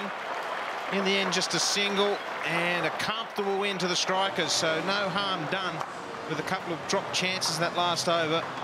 And the Hurricanes finish on 8 for 124. And congratulations all round to the strikers. A really good team effort. Just have a look at that last delivery. And it was Callum Ferguson who had contributed with the bat. It was his efforts, along with Michael Klinger, that got the partnership going. And so, superb performance from the strikers. Commanding performance. What was on a wicket, which was maybe a little tough to read. Klinger hung in there, laid the foundation. The Hurricanes' batting lineup was always going to be dangerous. They bat deep, they bat long, but the strikers now back in this competition, and also the Heat, your team AB. They will be happy with tonight's performance as well. And as we just take a look at the cards this evening, you'll see that the Hobart Hurricanes innings, led by Tim Payne with a well-made 33. Blizzard went early. Pace of Tate. Ponting, good partnership, but it was the introduction of Boyce. 3 wickets, which really changed the match. Yes, we have a look at those bowling figures. Outstanding work from basically all the bowlers. Really good job from Tate, Richardson with the quicker deliveries. Both are chimed in with a 1 wicket, but for me, Cameron Boyce, standout performance. 3 very important wickets for 17 runs and 1 for 8 for Michael Neser. So the players, as is customary, will line up and shake each other's hand after the end of a good contest. All the boys get on very well. And at the end of the day, it was a fantastic performance from the strikers. George Bailey will be pondering what needs to be done. We've got 1 round left to go, and both sides now right in the hunt when they play the last round, the 8th and final game of this Big Bash League. Kieran Pollard been a star. Not much done today. And we're heading down to Jess Yates. Thanks very much, AB. I've got Kane Richardson here with me from the Strikers. Well, congratulations, an emphatic win here tonight. You now move into third on the ladder. Yeah, that's a great win. Obviously, coming down here to play is always tough, and you know they hadn't been beaten here before, so we had it all to do. We know we have to win the last 2 games, and one down, 1 to go now, so we're really happy. All right, talk us through that catch. That was absolutely phenomenal. What was going through your mind as the ball was coming towards you? Yeah, not a lot. I'm often better when I don't think about stuff, Jess. So, no, a few of the boys said I made it look a bit better than it was. I think I was pretty slow off the mark. So, you know, they just stick sometimes. So I was pretty happy with that. I like the claim too. The crowd absolutely loved it. Yeah, they're giving me a bit down there. So I think, you know, Polly, when he took his catch, showed as well. So it's always good playing down here. It's really good fun. 2 wickets for you tonight as well. On top of that, the bowling unit as a whole played really well. Yeah, we did. I mean, we've probably had a couple of off games against the 2 Melbourne teams. So, you know, we had to start pulling our weight again. So I think tonight we did that. And 1 more game to go now, as I said, so hopefully we can do it again. And that'll be a tough one against the Scorchers. Yeah, they're in form. They're a bit like Hobart. They've hit form at the right time. So it'll be a tough one, but we love playing in Adelaide. So, as I said, we've got it all to do, but we're pretty happy with this tonight. Well done tonight and good luck heading into that one. Thanks, Jess. Cheers. And I'll grab George Bailey here with me. Commiserations on the loss tonight. That was a tough battle. Yeah, it was. Yeah, we knew it was going to be a tough battle. Very good side, the Strikers, well balanced, and we saw that in full force tonight. The batting, not up to scratch tonight. Yeah, it wasn't. No, and I thought 160 was certainly gettable. Certainly the way we've batted here the last couple of times and with that short boundary. But full credit once again to Adelaide. You know, I thought Johan used his bowlers really well and they bowled really smartly. You moved down to 5th on the ladder now, so the pressure is certainly on. But you're here at home again and you've got the heat. Yeah, same scenario. We knew if we won 1 out of 2, we'd make the finals. Would have been nice to win both and maybe have a crack at a home final. But I guess it's still in our hands to make the finals, and that's always a nice way to have it. Well, best of luck bouncing back. Thanks. Thank you. Well, the Hobart Hurricanes going down tonight to the Adelaide Strikers, who were absolutely emphatic victors here at Bellerive. Stick around. After the break, we'll have all the highlights, plus we'll name our man of the match. Don't go anywhere.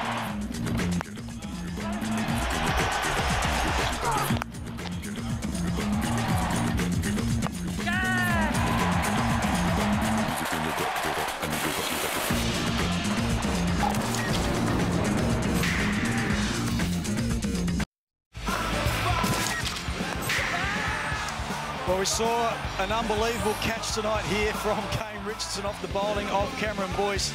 Didn't quite see it, I think, in the lights, and then at the last second put his hand out and dived away to his right and celebrated accordingly. It's the Strikers had a great win here tonight. They really needed the 2 points to stay in contention.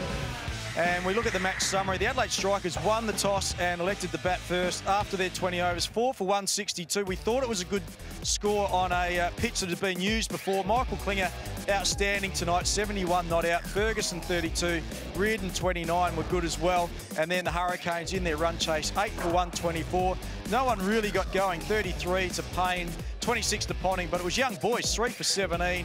And Richardson, again, good with the ball. Sean Tate also did his little cameo up the top as well, got rid of Blizzard nice and early. Chris Cairns is with me, and I thought the Strikers were brilliant tonight, Cairnsy. Yeah, I think overall intensity, just when you thought they were out of the match, it was a partnership in the middle of the innings which resurrected, and even Botha coming in at the end and picking those last 3 balls off for 4, which then took them into the sheds in a great frame of mind. Well, the Strikers lost a couple of early wickets, but Michael Klinger opened the batting and really steadied things, didn't he, Cairnsy? Just a steady innings. It was 71 not out off 61 deliveries, but I thought he kept things going. Like, the momentum was never a problem, but made sure that he batted with responsibility. Yeah, look, it wasn't the most prettiest of innings, but I think the pitch reflected that. And even though we'll talk about Boyce in a minute, but his performance was great. But it was Klinger that kept it going, and to finish the innings and bat through, and the partnerships that he had with Ferguson especially was important. Cameron Boyce, young leg spinner, back into the side and got some terrific wickets tonight, and none better probably than Ricky Ponting. You remember that one? Yeah, he will. And look, it was the first over that he came on to bowl. There was 2 established players and international players. And it was a good, bold decision also by both of them to bring him in. And it was the courage to pitch the ball up and outside off to get these wickets. Yeah, there was Tim Payne trying to get it away straight, actually sliced it. So good bowling, he was prepared to throw it up, as you said, Kenzie, a little bit of turn. But it was the next wicket that I want to go into a little bit of detail, because it was Travis Burt, who can be dangerous, had in a bit of a bad run of form. But the catch, Kane Richardson, that's one of the better ones, isn't it? It is, yeah. And look, you called it, you said that he'd lost it in the lights. We couldn't quite understand why he'd delayed his run. And then all of a sudden it's popped out of the light tower, and then he stuck a mid out.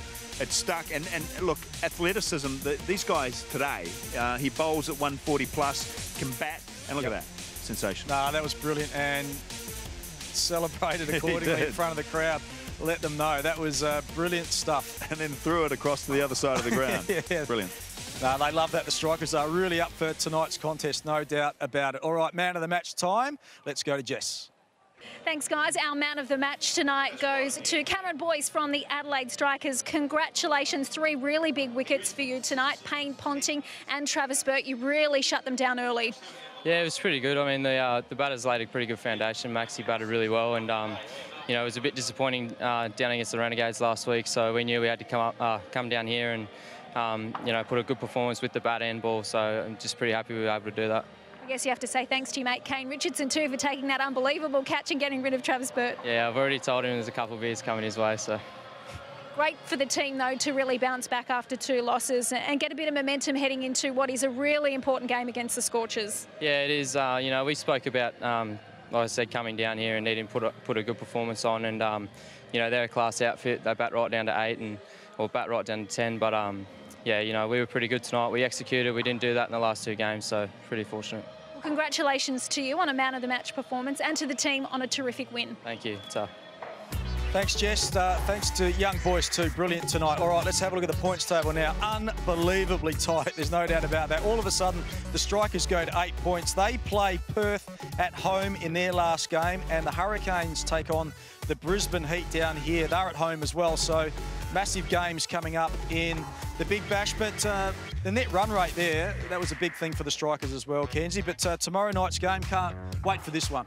Yeah, look, and you know, you've got a team of the Renegades, who are the form team. The Stars are the Stars. They've been in big pressure situations before, international and domestic. So massive game for the Renegades especially. Yep, 6:30 p.m. Eastern Daylight Time. And if you want to, of course, keep up to date with everything Big Bash, of course, tune in to Channel 513 Fox Sports News, or go to the website foxsports.com.au. But that was a clinical performance by the Strikers tonight, and just coming at the right time, coming off a couple of losses. Yeah, exactly. They started the competition well, went into a bit of a lull. The back end really is the business end, and it's when and how you perform at this time that carries you into the semi-finals. But just looking at that table, the Brisbane Heat will be ecstatic about tonight's result. Yep.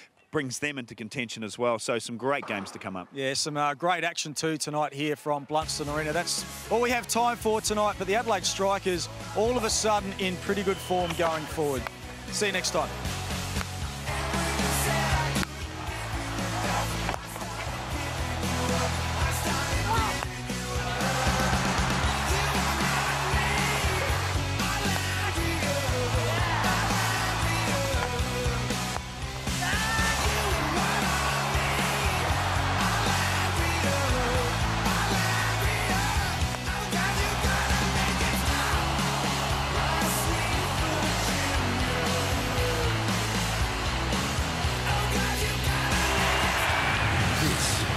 Fox Sports production.